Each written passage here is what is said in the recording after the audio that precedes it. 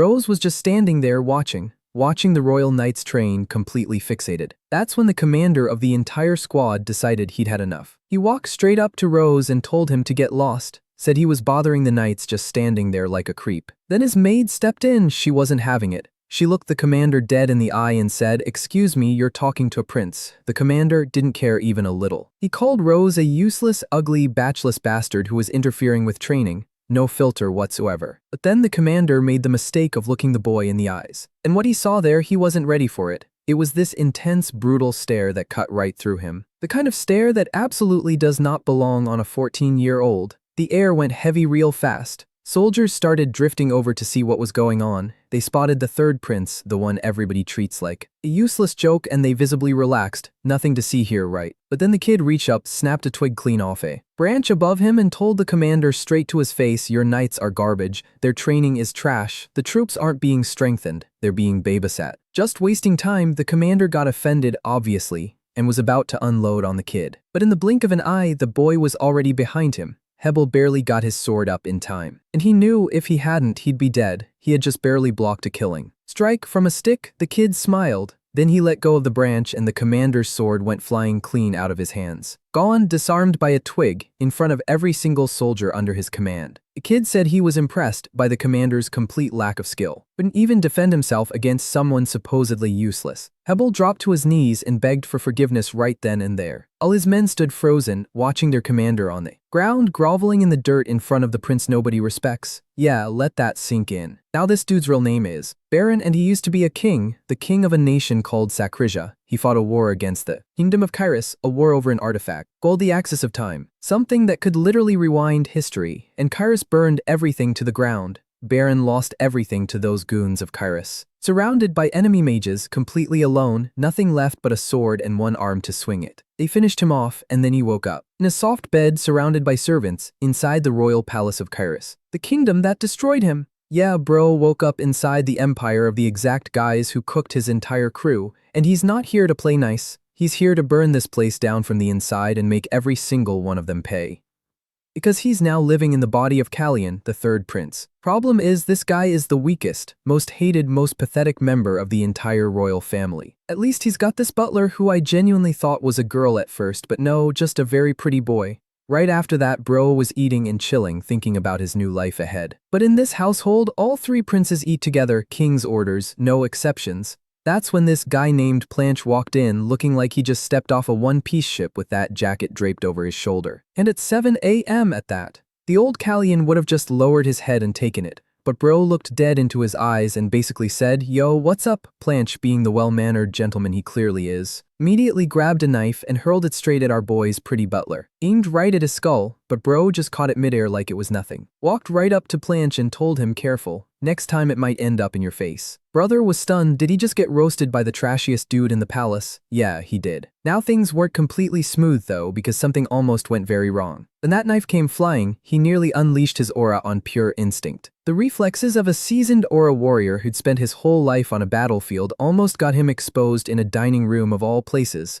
But then he felt something he wasn't expecting, a sharp pain in his chest, not from the knife, from the inside, so he checked. And what he found changed everything. 3 mana circles around his heart. This body isn't just some weak prince, it's a mage body, 3 circles already formed. That's serious talent, but it's also almost a curse. Bro spent his whole life gripping swords and now he's got to cast spells, which is a massive problem because every time he tries to use mana, his chest feels like it's being crushed. His body is losing weight rapidly. He can barely run 3 laps around the palace lake without nearly collapsing. His nose starts bleeding out of nowhere. The royal tailor, the guy who measures him regularly, says he's getting thinner every single time. A body with 3 mana circles and the royal dragon bloodline blessing should be healing itself constantly. It should be getting stronger, not falling apart. But here's the thing, this is happening because the kid is being poisoned. And it's not a small dose, whatever's in his system is strong enough that without the dragon bloodline actively burning through it 24/7, he'd already be dead. This isn't some random assassination attempt. Someone has been poisoning our guy day in and day out. But who? Bro figures that in the original timeline this boy dies. At 15, the story was that he tried to poison the queen and then hanged himself. But what if that story was a lie from the very beginning? Speaking of suspects, that's when our boy caught a scent of someone approaching. Literal dog behavior, love it. Those eyes gave her away immediately, the current queen.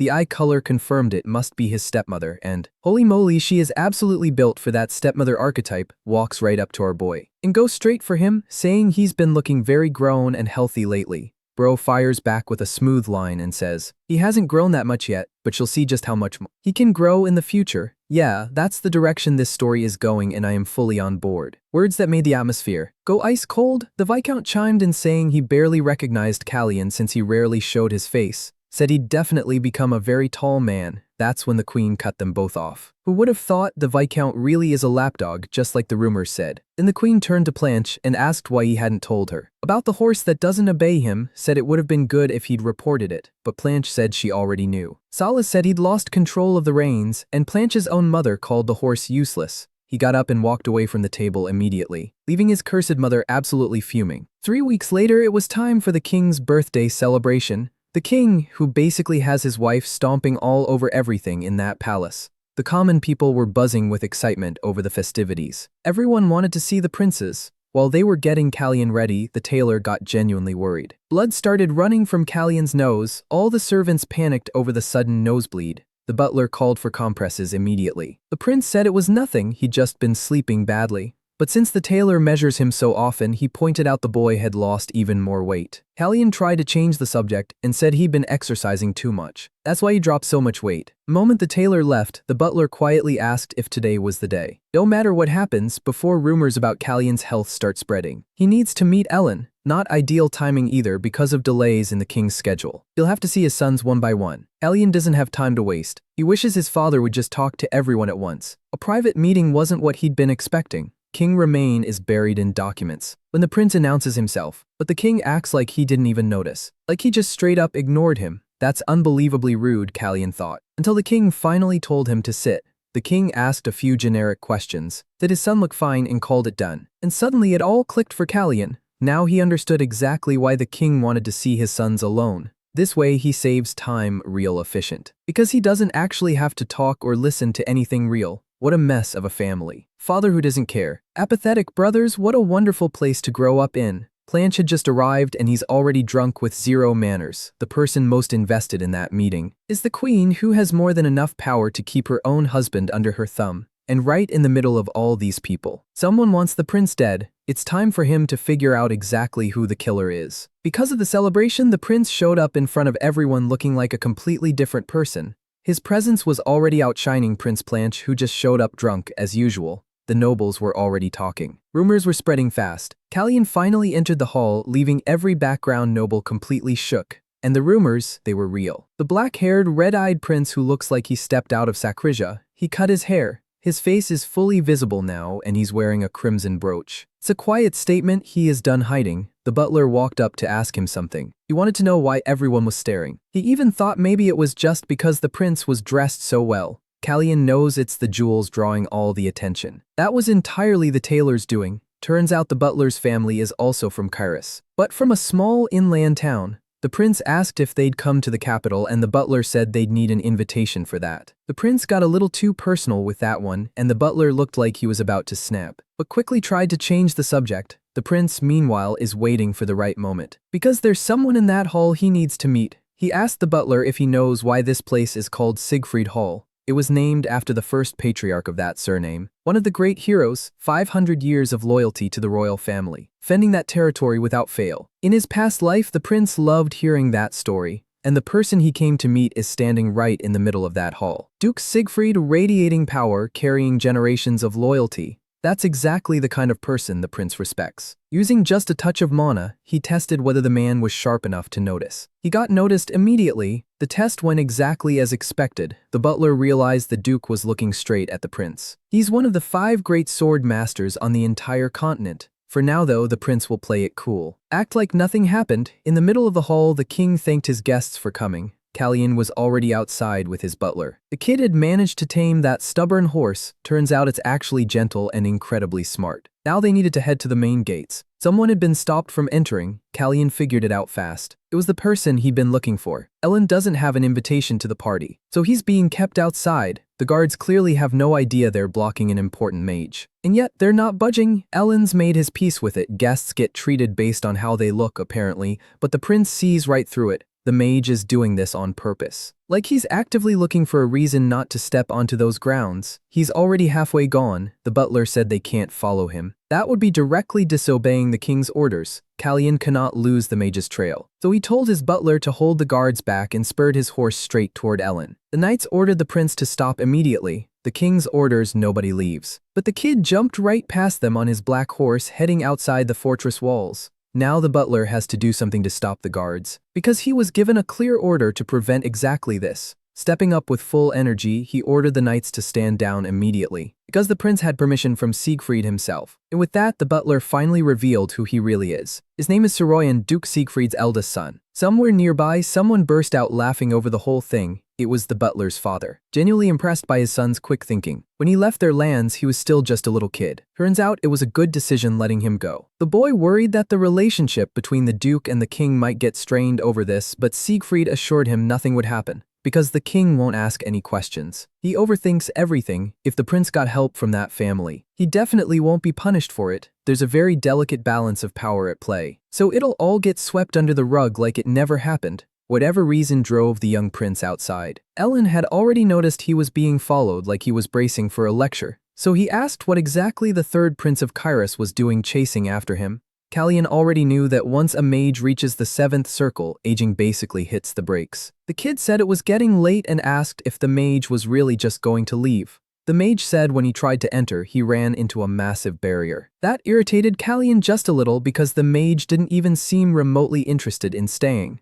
Kalyan told him he'd tried the wrong door because there was already a place open for him. The mage realized he was being called out, and instead of brushing it off, he saw he was dealing with a very sharp prince. Someone who absolutely does not act like he's only 14. That's when the mage noticed something else. He stepped closer, genuinely concerned. The moment he touched the prince's hands, energy started rising, sending a sharp pain straight through the prince's chest. The mage's mana flowed through the prince's body. The contact got so intense that Kalyan had to pull away. The mage said that even with doors shut, you can't completely block the wind. The kid's condition had just been laid bare in front of a master. Kalyan admitted there's a limit to how much mana he can use. But that isn't actually his real problem. The real question is whether the mage has already figured out what is. Ellen kept watching him with growing interest, even though they're dragon descendants. Kairos looks down on mages, and Ellen's presence had been completely disregarded there. But now he believes fate itself brought him to this boy. So he asked, why did the prince want to meet him? Kalyan knows he can't lie now, he'd be found out instantly. So very calmly, very honestly, he said he wanted to talk, because he believes his life will be in danger very soon.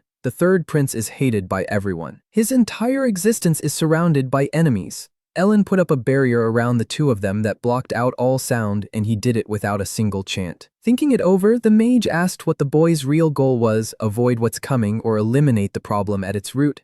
Kalyan said the priority is stopping something far worse from happening. For now, and if he has to take the throne to get there, he'll do it. Ellen seemed to like that answer. A young prince who needs a mentor to reach goals that big, now that's genuinely interesting. That's exactly why the mage asked to be properly invited, and the prince knelt in front of him, introducing himself to his new mentor. With the mage's ego stroked just right, he agreed to take the prince under his wing. Back with the butler, Soroyan asked his father if nobody knew his real identity, because if it ever leaked, it would be a serious problem. Siegfried was completely unbothered, but his son stayed worried. He wanted to know how Lee had been lately. His father said she was doing great, handling the family's internal affairs, the position the boy had stepped away from. Whenever he was done playing butler, he could come back anytime, knowing it might be a long while before he sees his son again. The Duke listened as the boy told him they'd see each other in 3 months. Siegfried took that as his son resigning from his current post. The boy clarified soon, a young master is about to turn 15. His father asked if he knew what their surname really means. They're known as the Elephants of Kairos. They never wanted the throne, but they're an overwhelming force, kings of beasts. Nobody dares lay a hand on them. After saying that, Siegfried started smiling, said their name carries real weight. Then he told his son to do whatever he wanted, which made the boy genuinely happy to hear. He said next time his father shouldn't make him worry so much. The butler fixed his clothes to head back.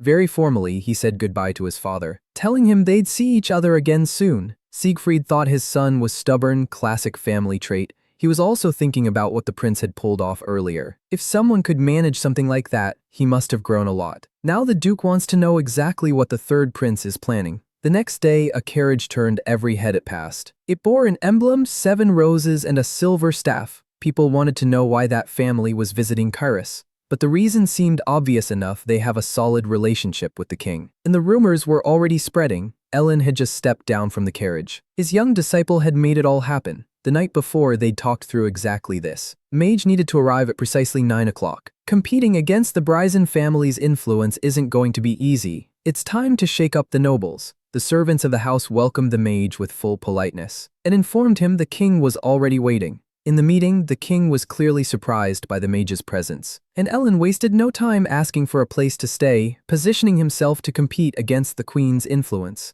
The king knows having a mage of Ellen's caliber on his side would be incredibly useful. What's surprising is that he showed up here first, and that made the king suspicious. The mage said that the night before he'd found a small black cat with red eyes. He realized it was exceptionally smart and decided to teach it a few things, but he still didn't have anywhere to stay. The king asked what exactly he was planning to teach. The answer couldn't be more obvious: magic. But the environment also needs to support that little cat's growth, so the owner of those lands would need to do his part too. A little uneasy, the king asked if the mage could really pull that off. Hallian will be his disciple, there's no stopping it. The king decided to cooperate. That place is already a mess, one more thing isn't going to make it worse. Still, the king was curious because everything he'd heard said the third son had nothing special about him. That surprised the mage. Even the boy's health condition is unusual, the cause is genuinely hard to pin down. And to make it worse, the king only talks about things he's heard secondhand, like he doesn't even know his own son. So the mage asked if the father even knows the young prince's height. Something that basic? The king's silence answered for him: he couldn't. So the mage told him attention can be poison and indifference can be medicine. But in this case, hiding behind being busy is nothing but an excuse. The king got irritated but let it go.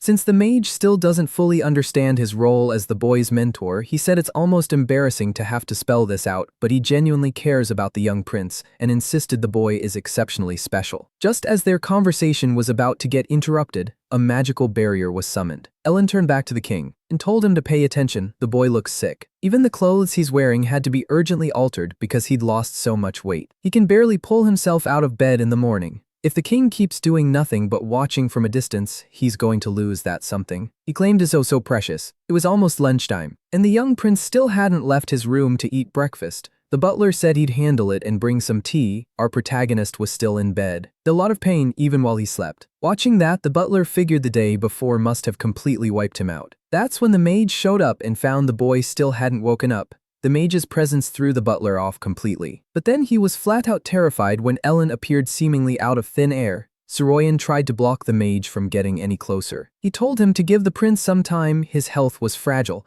but the mage recognized the butler immediately. They'd crossed paths a few years earlier, and he knew exactly who he was looking at: the baby elephant. Looks like some people already know exactly who the butler's father is. Butler had been convinced his disguise was airtight. And yet here we are. Our protagonist finally woke up with no idea how many hours had passed. He was told he had a visitor. Hallian saw who the mage was and received a small gift from him. Pills he had to take every single day. Alan explained the boy was dealing with two separate problems. The first, he couldn't control his own mana. The second, his body was losing weight dangerously fast. Callian was genuinely impressed by how quickly his teacher had pieced it all together. Ellen then asked if the boy really had the power of the blessing. Callian said yes, because of it, he should recover faster and have a natural affinity for magic. But somehow his regeneration seemed completely off. More and more intrigued, Ellen asked if the boy had never found that strange healing mixed with magical power like that. In theory, the boy's heart should be strong. His teacher agreed. The blessing hadn't disappeared, and his heart didn't have any issues on its own. The truth was, his regeneration was running non-stop, just being redirected somewhere else entirely. That statement hit our protagonist like a truck. He immediately realized what it meant. He was being poisoned, and if it weren't for his blessing, he would have been dead a long time ago. Fighting off a poison that potent was pushing his body to the absolute edge, which is exactly why using mana felt nearly impossible. Our protagonist knew the truth now. Originally, that boy had been the victim of a murder, but he'd been getting poisoned long before the final act, something extremely well planned. Knowing all of this fills him with pure rage. Ellen noticed the dark intent radiating off him immediately. A 14-year-old should not be capable of something like that. Callian asked if the little pill was the antidote. His teacher said he'd made it in a hurry, but it should be enough. Our protagonist started thinking what would happen if he kept taking in the poison while also taking the antidote. That worried his teacher, because then the treatment wouldn't work nearly as well. Keeping the poison active in his system would be incredibly dangerous. But the boy already had a suspect in mind. It had to be the tea he drank every morning. Since he drank it in front of everyone, it would be easy to confirm he'd been ingesting it regularly. Maybe in his past life, the original Kalyan discovered this too. And that's what accelerated his assassination. But things are very different now. Kalyan needs to figure out what's going on while keeping everything hidden. His teacher asked if that was the only option. The boy needed to confirm the tea was the source of the poison.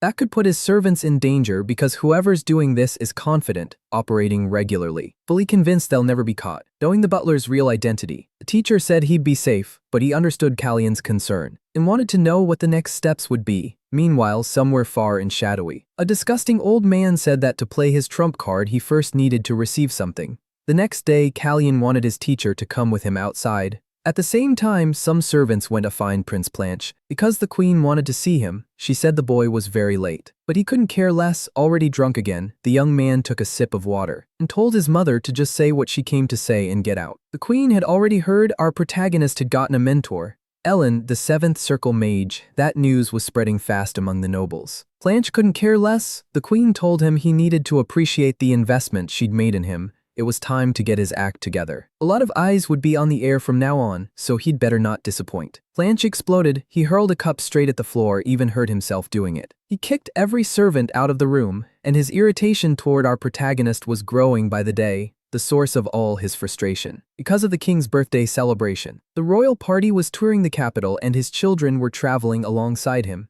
The people were absolutely ecstatic. And Kalyan was the one the crowd most wanted to see. The butler asked if he was feeling okay. At least his face looked a bit healthier than before. Kalyan said he'd been resting well. Thanks to the antidote, breathing was much easier and the pain in his chest was gone. Unfortunately, the day's schedule was going to be long, which had the butler very worried. Still, the protagonist was healthy enough to face his subjects. In the middle of the crowd, a man was trying hard to stay hidden. Our protagonist noticed those mysterious figures. He would never forget them. They were people from his past life, that knight who sacrificed himself to protect him, Kiri. But the hooded man disappeared into the crowd. Our protagonist tried to give chase on horseback, but the butler stopped him. Kalyan tried to explain that he had to go after them, but they were already gone, and it would look absolutely terrible to abandon the royal caravan in that moment. But one thing he was absolutely certain of: he would meet his friend again. At the end of the route, a noble welcomed the king and his family. He said he'd prepared a performance to celebrate their arrival, Baron Melfier, the man responsible for organizing this entire outing,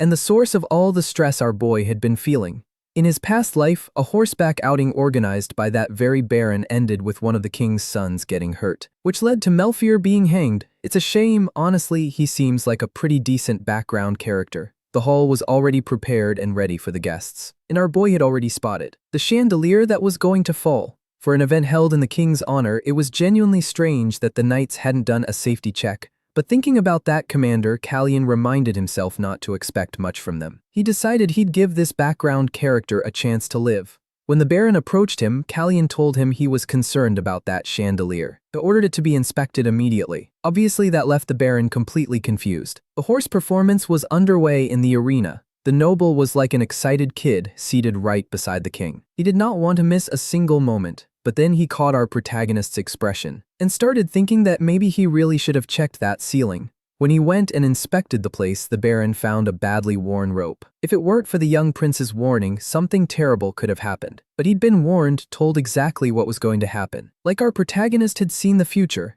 Kalyan noticed the noble had acted very wisely. The question was why was this even set up? Bryson had guards positioned in that area, more than enough to cause a massive commotion. That more alcoholic prince said the noble didn't know his place. The performance continued in the arena. Looking over at our protagonist, the drunk prince said he was disgusted by his bloodline. Every noble in that room heard it, and it only lit a fire under our protagonist, because he never imagined the reckless king from his other life would turn out to be this petty and useless in person. It was time to see exactly how far the queen would go in a situation like this. She wasn't happy about it either. She'd already warned her son not to do anything stupid. Only then, looking at her own son's face, did she realize he'd done it on purpose. But that day was special. Plenty of nobles were watching. It was time to make a move. The show for the nobles finally wrapped up. The accident that was supposed to happen had been prevented. The queen stayed very quiet, like she hadn't planned a single thing. Maybe that accident really wasn't part of her conspiracy. It had been debated in his past life too. could have been driven by outside forces entirely. It seemed designed to be discovered. A direct attack on royalty, and Bryson benefited the most from the fallout.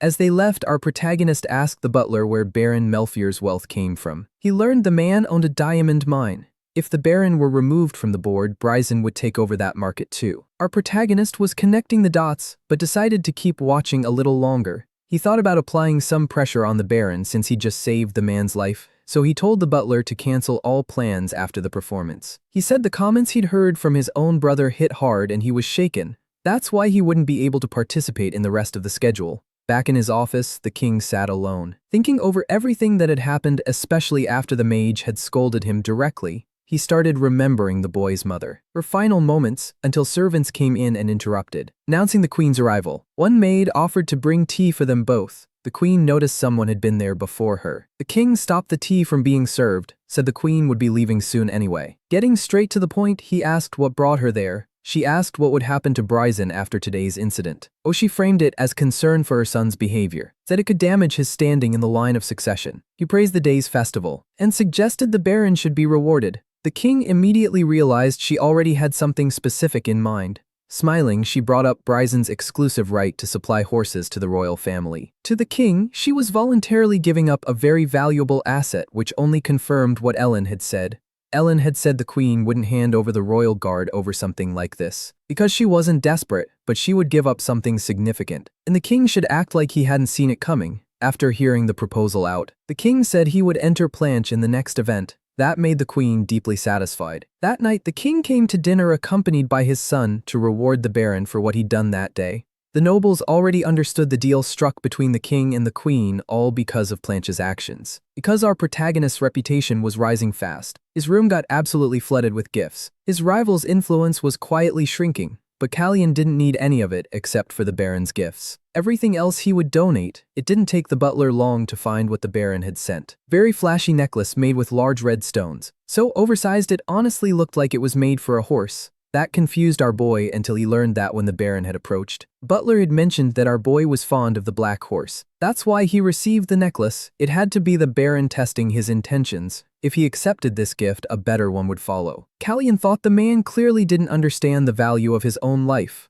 The jewels weren't enough, so he decided to send a message instead. He wanted to know the necklace's value because he was going to buy it outright.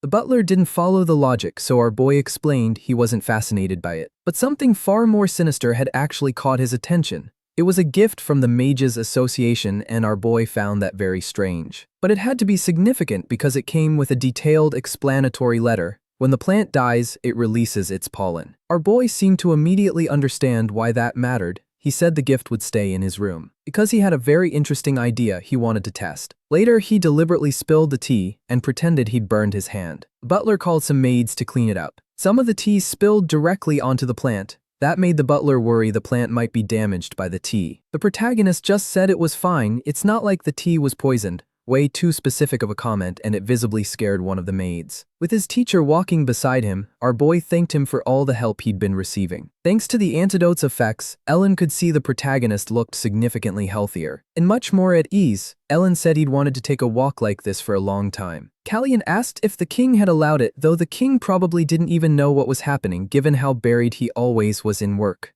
Our boy hurried out ahead, leaving a very worried butler behind. Mage asked if he was still taking the medicine. Callian promised he was following instructions exactly. The person delivering the poison was getting very nervous. Because the plant had been used as bait, that surprised the mage. It was a clever strategy. The gift our boy received had been put to brilliant use. Now they needed to split up again because the protagonist wanted to handle the next part alone. Mages Association was on a nearby street. That's where the teacher would be standing by to back him up. Soon they'd meet again, once they'd each done what needed to be done. Somewhere nearby, blacksmiths were working hard. Our boy picked up a dagger to defend himself. It would come in handy if things got violent. What he needed now was information. In his past life, specialized agents were sent into the field for exactly this purpose. Trained assassins given missions like that, assigned directly through the King of Sakrija. In his past life, our protagonist had done the same thing himself. Out on that dark street, he was completely unprotected, and he knew the assassins from his kingdom were extremely capable. Some drunk men were moving toward him. He had to be careful not to give away his real identity, otherwise he could trigger an attack far sooner than planned.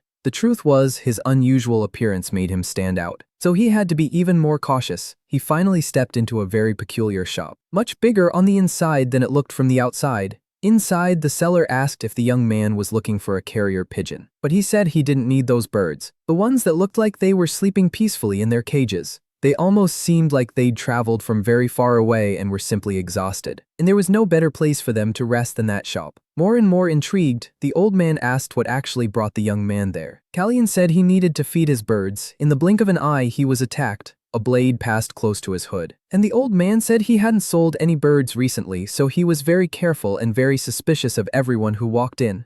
Callion quickly realized this was no ordinary old man. Fighting him here would be a bad idea, so our boy chose to talk instead. He said the birds he was looking for had left a nest far away and needed food. They hadn't been sold, they were field agents.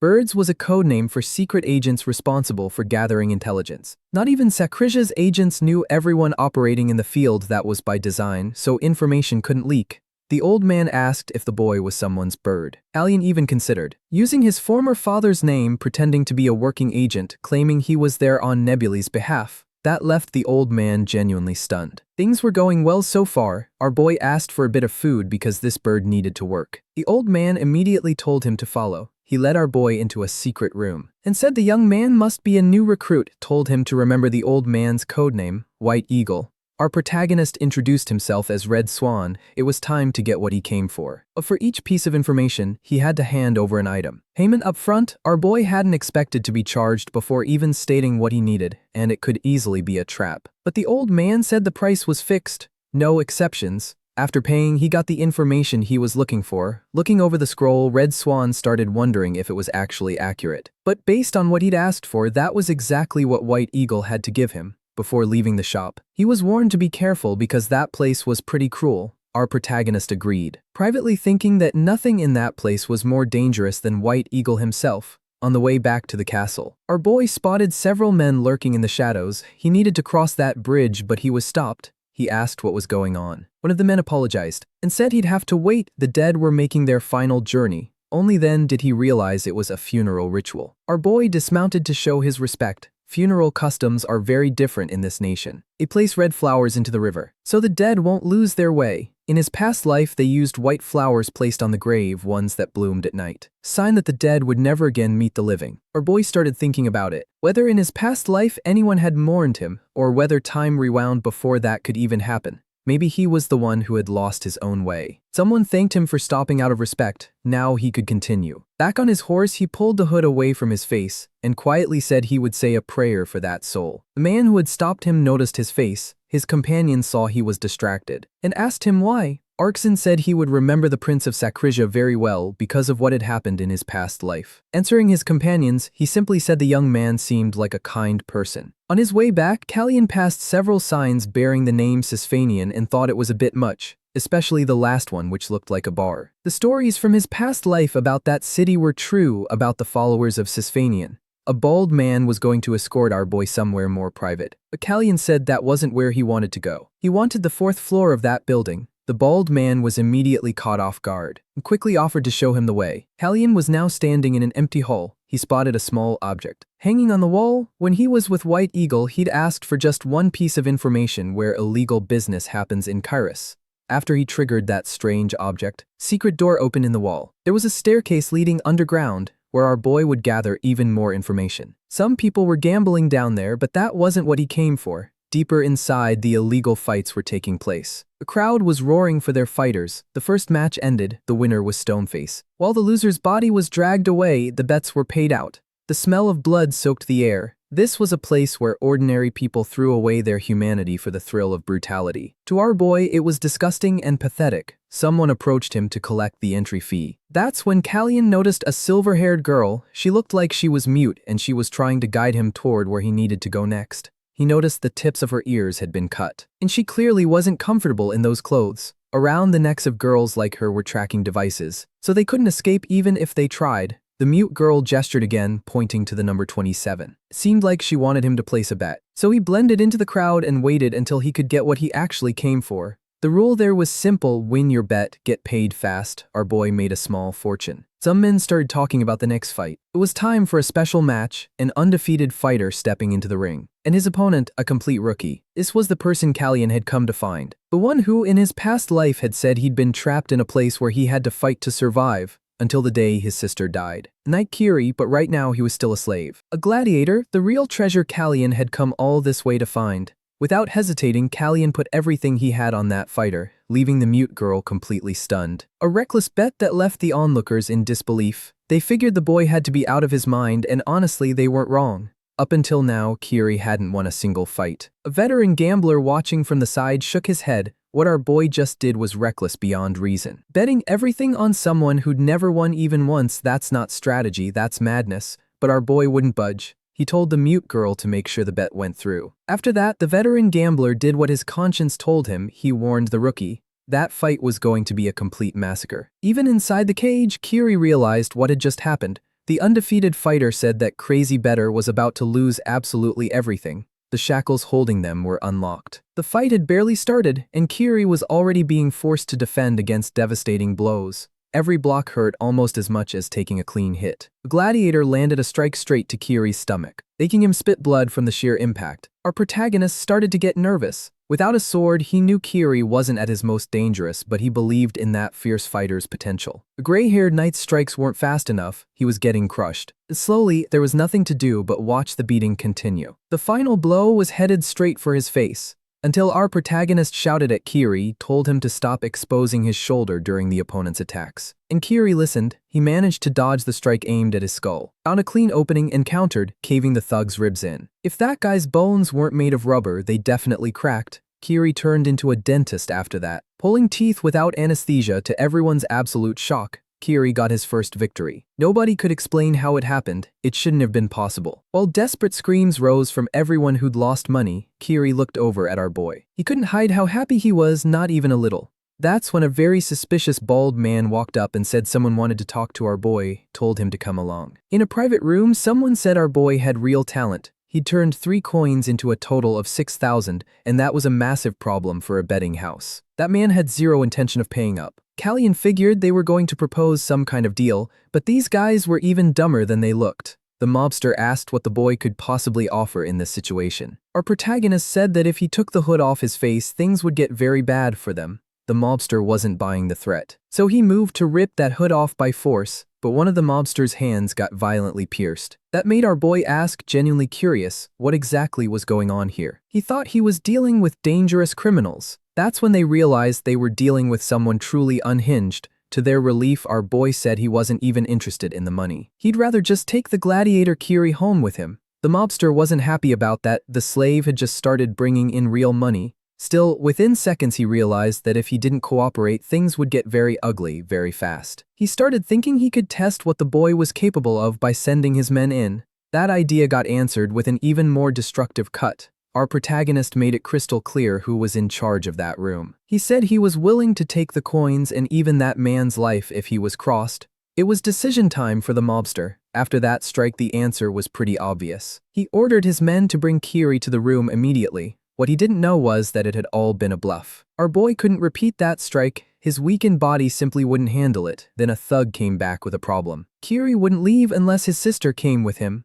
Our protagonist remembered the rest of the story. His knight had already lost something precious in that place. Callion let his impatience show deliberately. It made the mobster move faster, saying everything would be prepared so they could leave as soon as possible. But our boy held out his hand in a very clear threat. He wanted the entry fee back too, every coin he'd paid to get in. Now they were back out in the dark alley. Kiri was a little uneasy. And as it turned out, his sister was the mute girl. They thanked our protagonist for everything, but they couldn't understand why he'd helped them at all. Callion handed his cloak to the girl and told them to relax. He didn't have any bad intentions. That's when his face was recognized. The face of the third prince. Kiri immediately apologized for having suspected someone so important. Our boy told him not to bow his head like that. They didn't need to do that in his presence. These siblings had elf blood, they were hybrids, and their lives had already been marked as cursed from the start. Taking the moment, our boy pointed out that exposing the shoulder like that is something every beginner in fencing does. Then he asked the real question, did Kiri want to become a knight?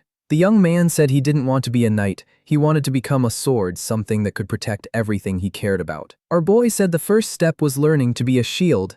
If he wanted to keep walking that path, he should come find him. And he gave the young man a sword. Kiri still didn't understand why he'd been given something so valuable. Kalyan just smiled and said he needed a good sword. It was time to repay everything he'd received in his past life. Back with Ellen, the mage was going over the most recent events, including how our boy had saved the Baron's life. The prince had known the chandelier was going to fall. Our boy went to meet his master. Ellen asked if he'd gotten into any trouble. Because some of his clothes were missing, the young man said something had happened, but it wasn't a fight. His teacher figured it must have been a difficult task. Kalyan admitted it had been a very long day. He'd found his knight and set a trap to catch whoever was poisoning him. Even so, he was still genuinely anxious, maybe because he'd done too much in too little time. With a quiet use of magic, Ellen began pouring some tea. Our boy said it was finally starting to look like a real mage's office. His teacher asked if he'd been expecting some mysterious soup made with monster meat. And honestly, Kalyan had expected something a little more impressive. The room was very ordinary, and a dagger sitting without a sheath was a strange decoration choice.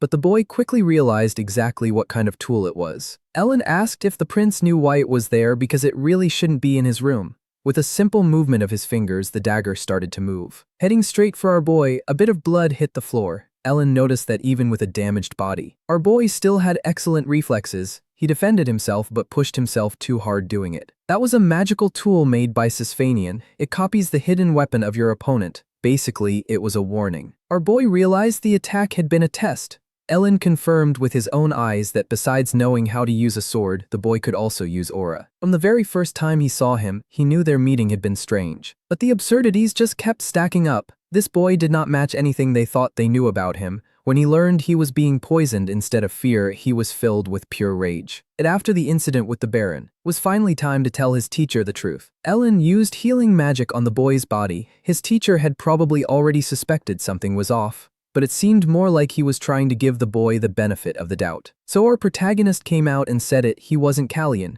His real name was Baron of Sakrisia. Bro really just broke the #1 rule of every regressor story. He told someone his secret. Chapter 1, Page 1, Rule 1. Gone. After that, the two of them talked more about the artifact called the Axis of Time. It seemed the real Kalyan truly wasn't alive anymore. The professor believed it. Our protagonist wasn't so sure. He still felt the presence of someone else. He hadn't been certain before because everything had been so confusing. Ellen remembered that the first time they met, our boy had said he wanted something beyond the royal throne. Now Ellen wanted to know exactly what that was. Kalyan revealed he wanted to stop the war from happening. He didn't know why Planche was after the Axis of Time, but if the root of the problem remained, history would simply repeat itself. Ellen asked whether our boy wanted to act because of his own motivation or because of his brother Chase. That needed to be figured out. Chase was the sole heir of the other kingdom, and there was no one named Baron in this reality. That hit our boy like a freight train. He hadn't expected that he simply wouldn't exist in this timeline anywhere, which was a bit foolish of him because he very much exists right now. Even so, the boy fell into a bizarre existential crisis,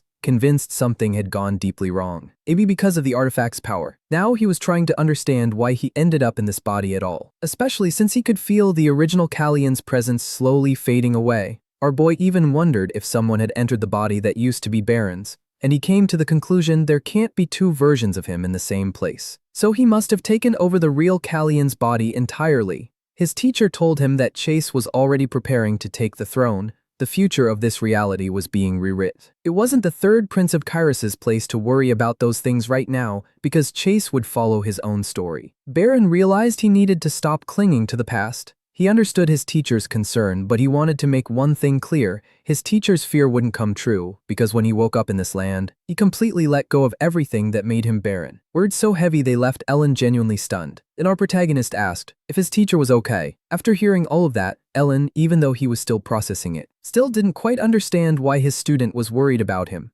But from the very beginning, he'd made his alliance with one person, our boy. Outside, Kalyan asked if his teacher already knew anything about the Axis of Time. From his reaction, it was clear he knew something. Ellen said something had happened the previous year. Chase had asked him the very same question. All he knew was that the artifact hadn't been made by humans, and a month ago he'd learned it had disappeared from the kingdom, possibly on the exact day of our boy's regression. That information unsettled Kalyan. He had no idea why the artifact might have vanished, but that wasn't a question that could be answered right now. However, there was someone who might have that answer, someone the prince would meet very soon. Ellen pointed to the statue of Sisfanian, and our boy realized his coming-of-age ceremony was just around the corner. Resolute, that's the name of the event. When members of the royal family have to find Sisfanian's empty nest and speak with her while inside it. But to get there alive, he first needs to figure out who's trying to poison him. Callian believes that just the trap he set should have already been enough to expose someone. Back in his room, he went to examine the plant even as the butler hovered nearby, worried.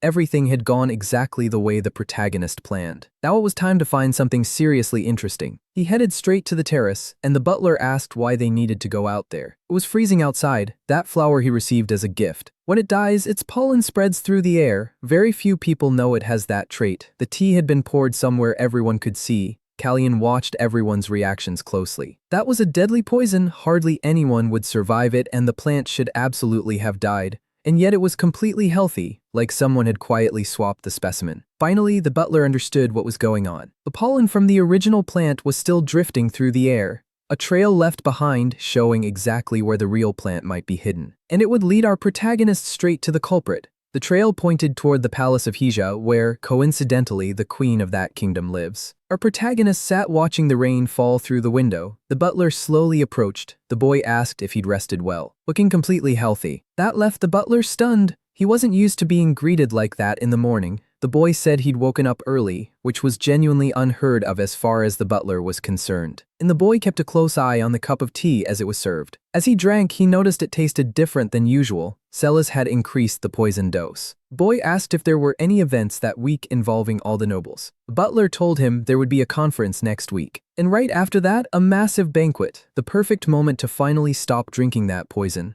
Our protagonist took the antidote right after finishing the tea, which made the butler curious. He asked what it was. The boy said it was just vitamins, since his body had been getting weaker. He should be taking them. The butler grew thoughtful at that. Staring at the teacup, the whole thing made him deeply uneasy. After what happened at the horse presentation, Blanche had stopped coming to breakfast entirely. For our protagonist, that was actually great news. One less obstacle on the schedule. Taking advantage of his second brother being present, Callian mentioned casually that the flowers would bloom soon. A heavy silence fell between them, and the blonde boy decided to leave. And the butler asked why the boy had brought that up. Callian said he'd seen some roses while walking, and it reminded him that Randall used to grow roses. There was no hidden meaning behind it. Later that day, our protagonist trained a bit more. His physical condition kept deteriorating, and he was certain that if he stopped training, his body would fall apart even faster. He still wasn't sure how his master had shown up there, but the teacher said he'd spoken with the king. That prompted our boy to say he had two requests. He needed the identities of two specific people, nothing complicated for his master. The second favor was to investigate certain nobles who might be involved, especially the Bryson family, which his teacher had already anticipated. That wasn't hard either, but the boy was stacking up a lot of orders on his master.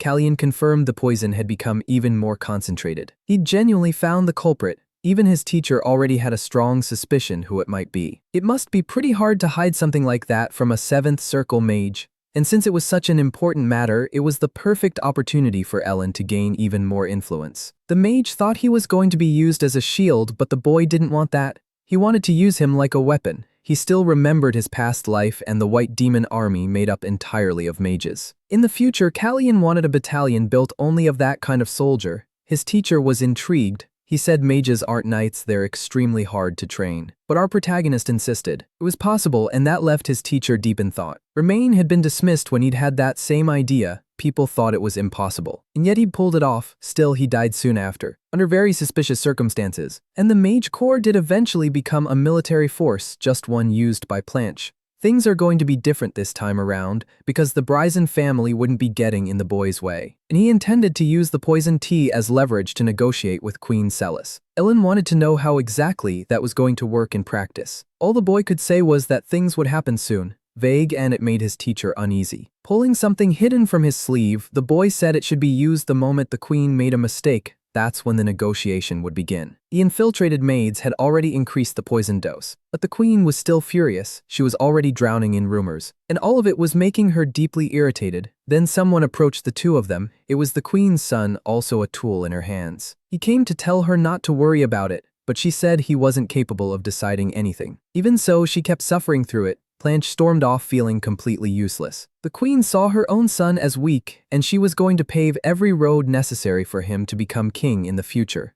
On the day of the palace celebration, Hiri noticed his sister had woken up in a fantastic mood. She was excited about what was coming, and using sign language she told him they were going to see the prince. The girl liked our protagonist, and she was absolutely looking forward to the party. Kallian was getting dressed in his royal clothes for the nobles' conference. 1 hour left before it all kicked off, and our protagonist had a favor to ask his butler. It was time to settle this once and for all. The tea that kept being delivered to the weakest prince. The boy finally went to meet the queen. From this point forward, everything was going to change. Outside, the butler was already on horseback. He'd been given 2 envelopes, one to deliver to Ellen and one to the Mages Association.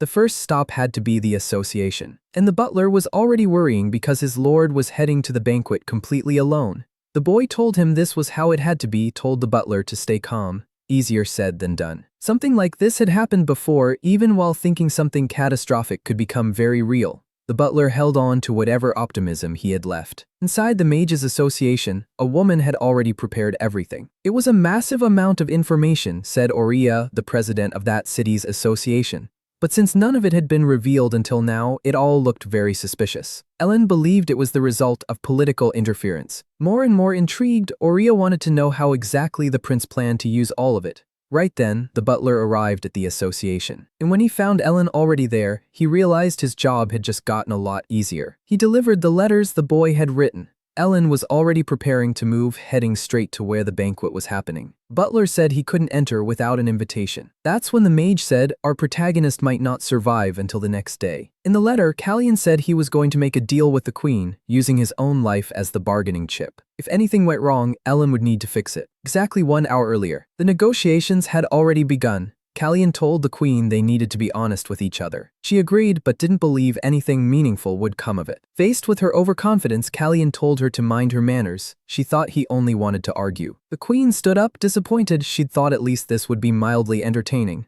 Before she could leave, Kallian said he knew about the poisoned tea. He asked for it to stop being served, called it disgusting. Shocked at being accused directly, the queen said she had no idea what he was talking about. He'd expected that answer. So the boy came prepared to make sure she wouldn't do it again. He brought out a small container. Inside was a poison that stops the heart for a few moments. It doesn't react to silver and can't be detected by magic. Since the boy has the power of the dragon bloodline blessing, his heart wouldn't be permanently affected by it. But even that has limits. The poison still needed to spread through his body. The first question our protagonist raised was, who would they suspect first? The queen started smiling like she'd lost her mind. She said things wouldn't go the way the boy wanted because this wasn't her first time doing something like this. She even admitted she was the one who took the life of our protagonist's mother. That sent our boy into pure fury, and he asked what he should do with that tea. The queen suggested he drink it. As he raised the cup, the boy said her words would be taken as a refusal. That made the woman smile wider, fully convinced no one would ever suspect her because not even the king could keep her in check. Celis believed there was nothing in that kingdom she couldn't obtain.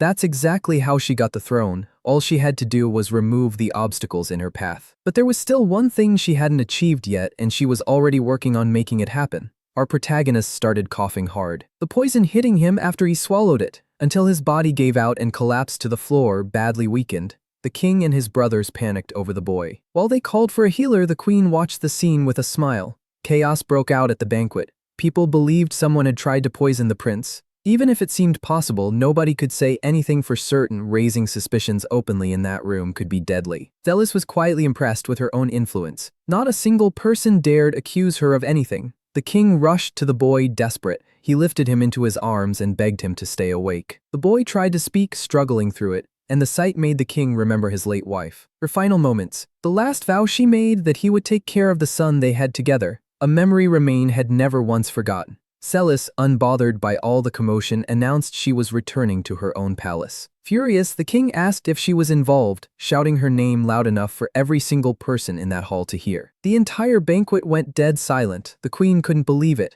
Now the nobles were genuinely starting to wonder what had actually happened, hiding her expression behind her fan. She said she didn't understand the accusations and pointed out the boy had always been sickly.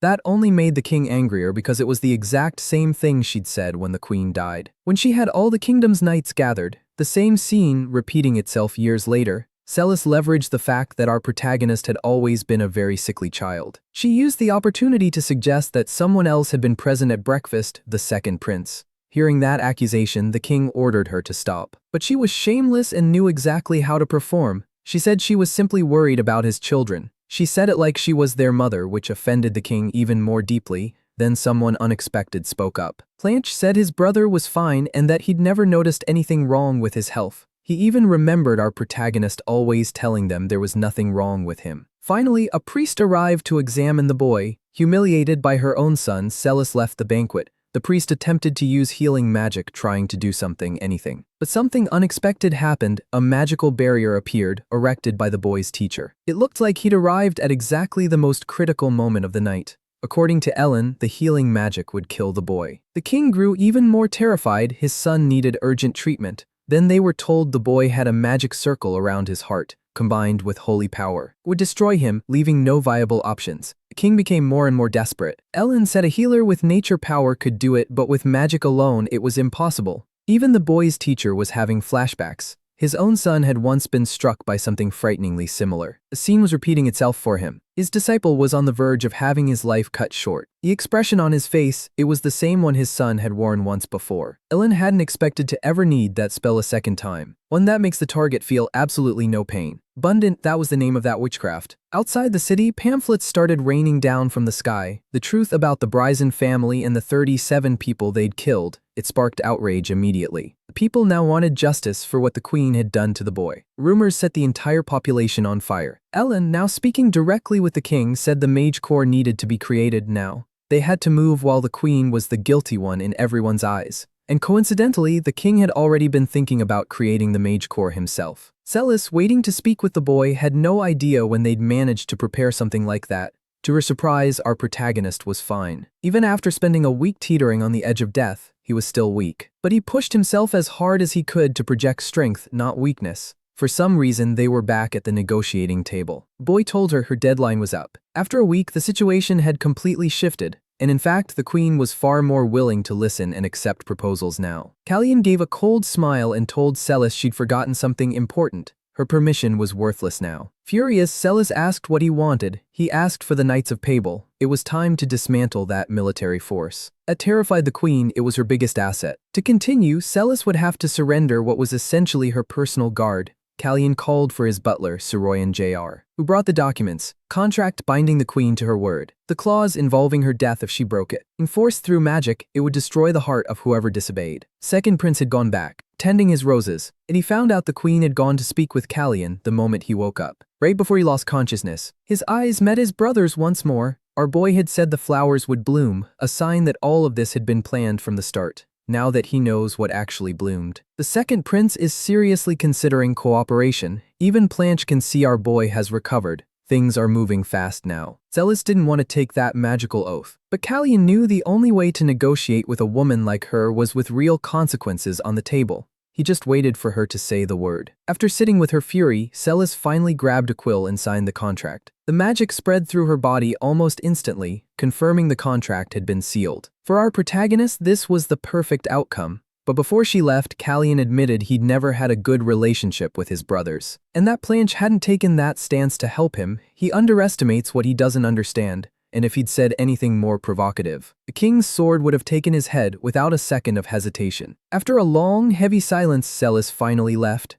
Ellen went straight to check on his disciple who had just woken up. Especially after hearing the queen had already been there, it didn't take him long to notice Callian was starving. Happily working through a pile of bananas, our boy said he'd done his part and he was glad about it. Ellen said they got lucky. The half-elf siblings had shown up at exactly the right moment. Girl uses nature power as healing magic. Callian had taken a massive risk and even he admitted it because he hadn't known the full extent of Hina's potential. That left Callian speechless. Not even in his past life had he known. Because the girl had died young, that only made Ellen angrier. The boy's plan had been unbelievably reckless. Even so, Ellen handed Callian something he'd asked for. The elf siblings' official documents. They needed a proper last name. And Ellen chose Baron, the old name of our protagonist. It was a small detail, but it made our boy genuinely happy. Making them citizens of that land changed everything for them. But Ellen said the idea had actually been Ramin's. Rumors that the king deeply cares about Callian were spreading more and more. Callian realized that was something someone else should have felt in a different timeline. While lost in thought, our boy asked the butler to bring him a few more bananas. But Suroyan Jr. had something important to say. He couldn't keep working as a butler anymore. Now we get a flashback into the butler's past. He's going to see his brother, who looks extremely frail, covered in bandages. They talk about the birds singing that morning. During that summer, his older brother, barely hanging on, asked Siegfried Jr. to play violin for him later. Butler overheard adults talking. His brother's condition was getting much worse. Back then, he didn't truly understand what it meant to be unable to have something, or to be the kind of person who would never get to have it. After a while, his brother asked him for the truth, asked if he was dying from that illness. Then a fire broke out. They had to evacuate in a rush. It had been caused by the butler's older brother. That was his way of leaving a world that had only ever given him pain. Winter came and eventually summer returned, along with the birds singing again. But nothing was the same anymore. Siegfried couldn't stand watching his son isolate himself, so he forced him out of the room. That was when the butler saw a little boy standing in the square, the nation's third prince, our protagonist, and that was the day the butler decided he would become his butler. He told our boy everything, even though he was someone close to him. He hadn't known anything about what had really been happening to our protagonist. To make it worse, it had been his own hands that delivered the poison. The guilt was crushing him, because he hadn't known anything. Callian had almost died, and he never wants that to happen again. Seeing the butler starting to drift into that dark place, Callian called out sharply to get his attention. First, he told him to say who he was looking at right now. It's our protagonist, and that's proof he isn't going to die. The butler has always been at his side. And this is not the time for Callian to lose his banana peeler, because with his help, he's managed to survive everything up to now. There's one thing our boy is completely sure of. He knows he can trust the butler with anything. Suroyan Jr., carrying everything he's held in up to now, is crying now like a child, realizing he still won't be going home, because he found someone he's going to protect for the rest of his life. After pulling himself back together, he promised he would find everyone who had ever persecuted our protagonist. Callian said if he's going to get revenge, he should do it quietly, because elephants make way too much noise. The butler tried to walk it back, saying he wouldn't make that big of a scene, until the word Callian used hit him. Elephant, which meant Callian already knew everything. The butler demanded to know how long he'd known, and our boy dodged the question entirely. At least things went back to normal between them, leaving what was behind them behind them. Then our boy was pulled into a moment of intense introspection, where he saw the former owner of this body, approaching him, walking his own path. Toward wherever it led, it felt like a thank you and a goodbye. Callian felt himself falling, drifting farther and farther from that strange place until he finally woke up in his own room. He held a quiet morning ceremony, lighting a candle for the old Callian who had now gone for good. Our boy said the old Callian seemed like he'd been in a hurry. He'd given him the life he has now, and wished that our protagonist could achieve everything he set out to do. For the old Callian, life had been a prison, which made our boy almost envy the freedom he must finally be living in. But so much has happened already, and he can't abandon it halfway through. Our protagonist made his decision. He'll live this second life to the absolute fullest. The Knights of Pable were dissolved and returned to Bryson territory, and the announcement about the Mage Corps had just been made official. 3 months later, our protagonist's servants concluded they needed to call the tailor, because our boy had grown a lot when he went to see the king. Romain was visibly impressed by how tall the young man had got. Preparations for Resolute were underway. Callian's coming-of-age ceremony was approaching.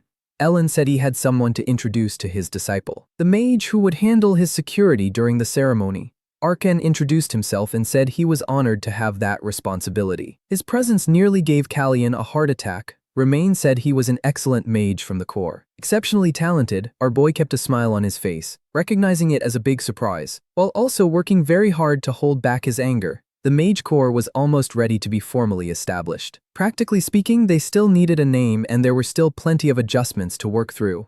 While the meeting carried on, Callian couldn't stop glancing at Arkan. Ellen asked the king if he had a name suggestion, since he'd been thinking about something like this for a while. And he did, Falcon. The answer came so fast that Ellen felt relieved he'd asked before suggesting anything himself. Our boy wanted to know what Arkan thought. Mage looked a little confused by being asked, and Callian clarified he meant the name Vulcan. What did he think? Still a bit cautious. Arkan said it was a good name, and that's what was chosen. Later, using a silent spell, our boy told Ellen everything that had happened in the past involving Arkan, including the fact that Arkan had killed him. But there was no need to change guards now. The situation had changed. People had changed too. Even so, our boy still carried a deep grudge over what had happened. The one who came to visit our boy was Baron Melfier. It had been a while since the last time, Our boy apologized for going quiet, but Melfier said he felt deeply honored just to be in contact with the third prince since he hadn't associated with any noble until now.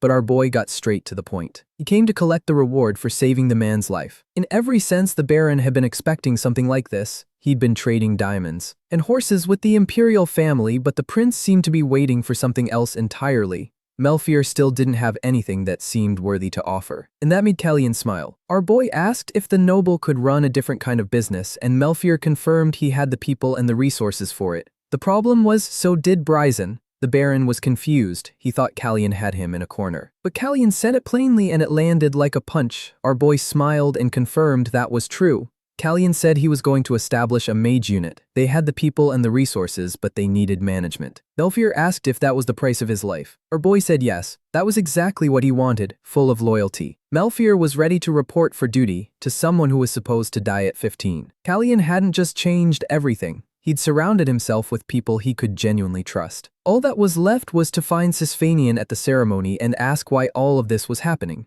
During his birthday celebration, Callian realized everything was properly prepared. Even that jerk of a brother was there. And it had been a while since they'd last spoken. As Callian walked away, Blanche called out Blood Eyes. Our boy said he wouldn't tolerate that anymore. His name is Callian. To his surprise, Blanche said that isn't Callian, because the Callian he knew didn't ride horses. Use swords or talk back. Blanche wanted to know who he really was. Callian also had to remind himself he isn't Baron anymore. And Blanche isn't the reckless, war-hungry king he'd known in another life. He had to be patient a little longer, until he could learn from Sisfanian what had really happened. Looking at his brother, he said Blanche had a lot of wild ideas. Ellen said Blanche might be an alcoholic. But he isn't stupid, so it made complete sense that he'd noticed something was off. With time, Callian realized his brother's suspicion would only keep growing. That was going to need to be addressed. Ellen reminded him right now he is Callian, nobody else. And that's exactly where our protagonist made his decision. Still, it isn't easy to forget that he was once Baron. The mage tossed something toward his student and told him to catch it.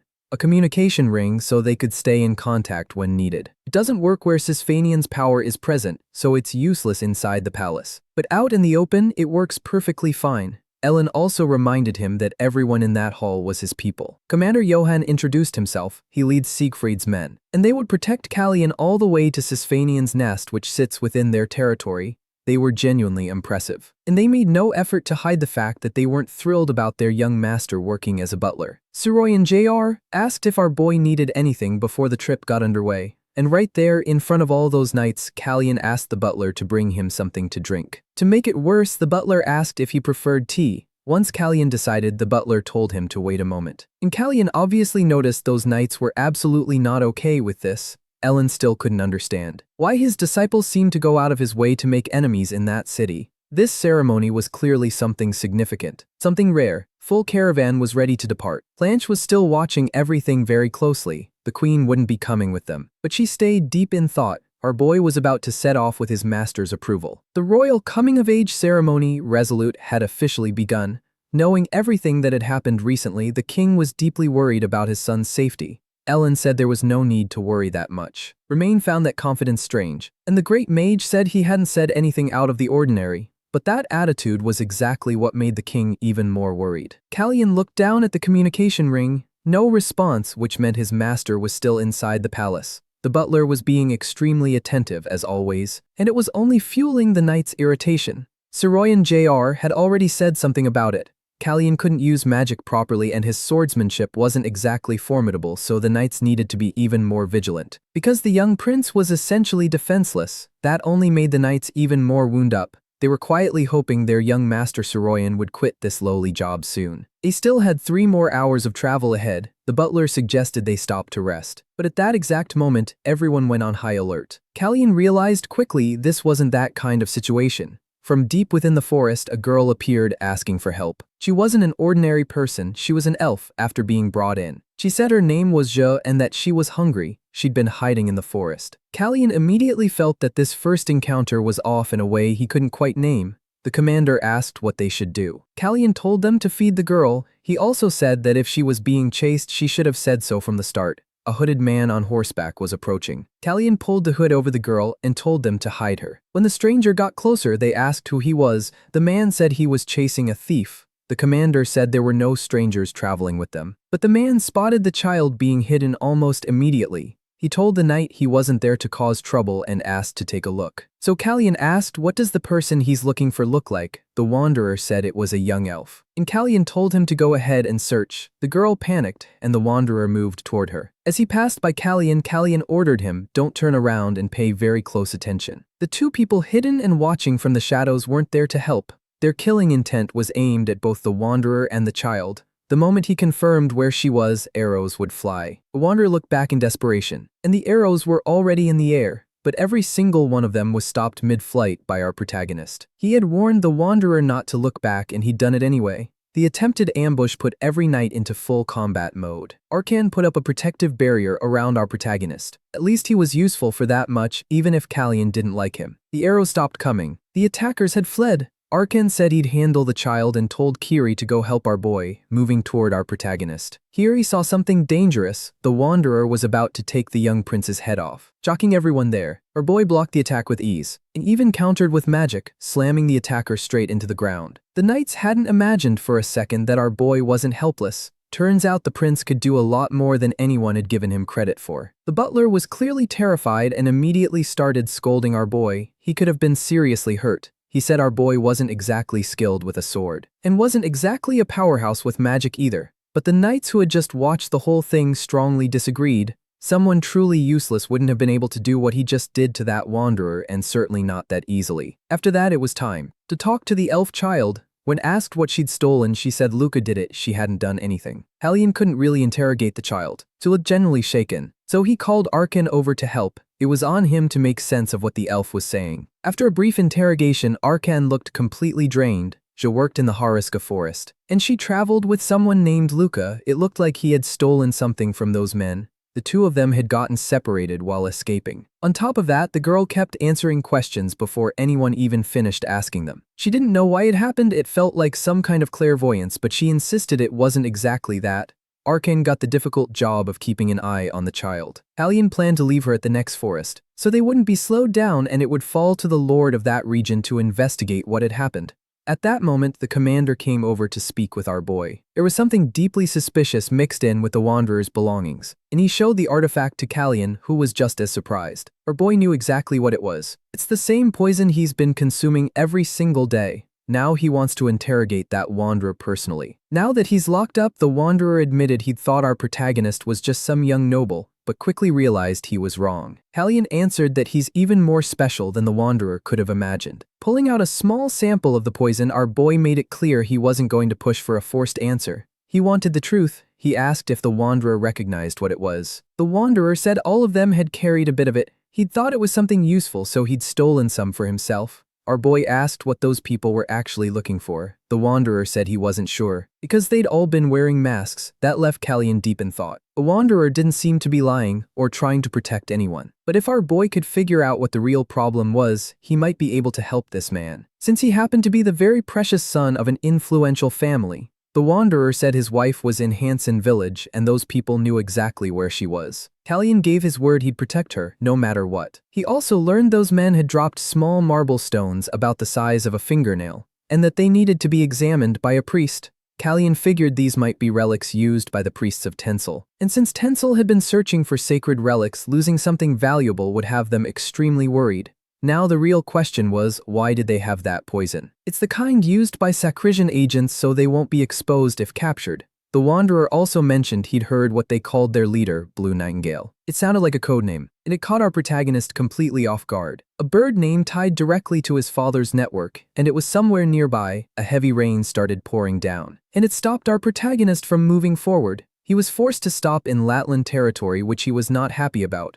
The lord of that place was already drunk and absolutely thrilled that our protagonist was staying there. Ale was convinced it was a blessing from heaven that had forced the third prince to be served by him. Earlier, the butler had asked if our boy remembered Count Hale. He'd sent our boy a gift before, one of the ones that got returned. He'd once backed Prince Randall, then switched his support to Planche. Our boy saw him for exactly what he was, a shameless social climber. Hale said he couldn't even sleep after hearing rumors our boy was in the area. Even the Count's own butler looked embarrassed about it. Arkin had to interrupt the meeting because he had something urgent to tell our protagonist. Quietly, he said they'd caught the messenger bird. Our boy had known they'd try to contact Blue Nightingale, but the rain had thrown everything off. Hale offered the mage a drink, it got refused. Callian asked if there were any priests of Tencel in the area. Hale fumbled and dropped the wine bottle. He got furious, saying those priests were arrogant and had ruined that land. He kept getting more and more worked up, and our boy realized there was absolutely no point trying to talk it out. Using what little magic he had, he put that lord into a deep sleep. Our boy was furious too. Hale's words had genuinely gotten under his skin. Through the ring, Callian told his master. He'd gotten pulled into the theft of a sacred relic and was now in danger.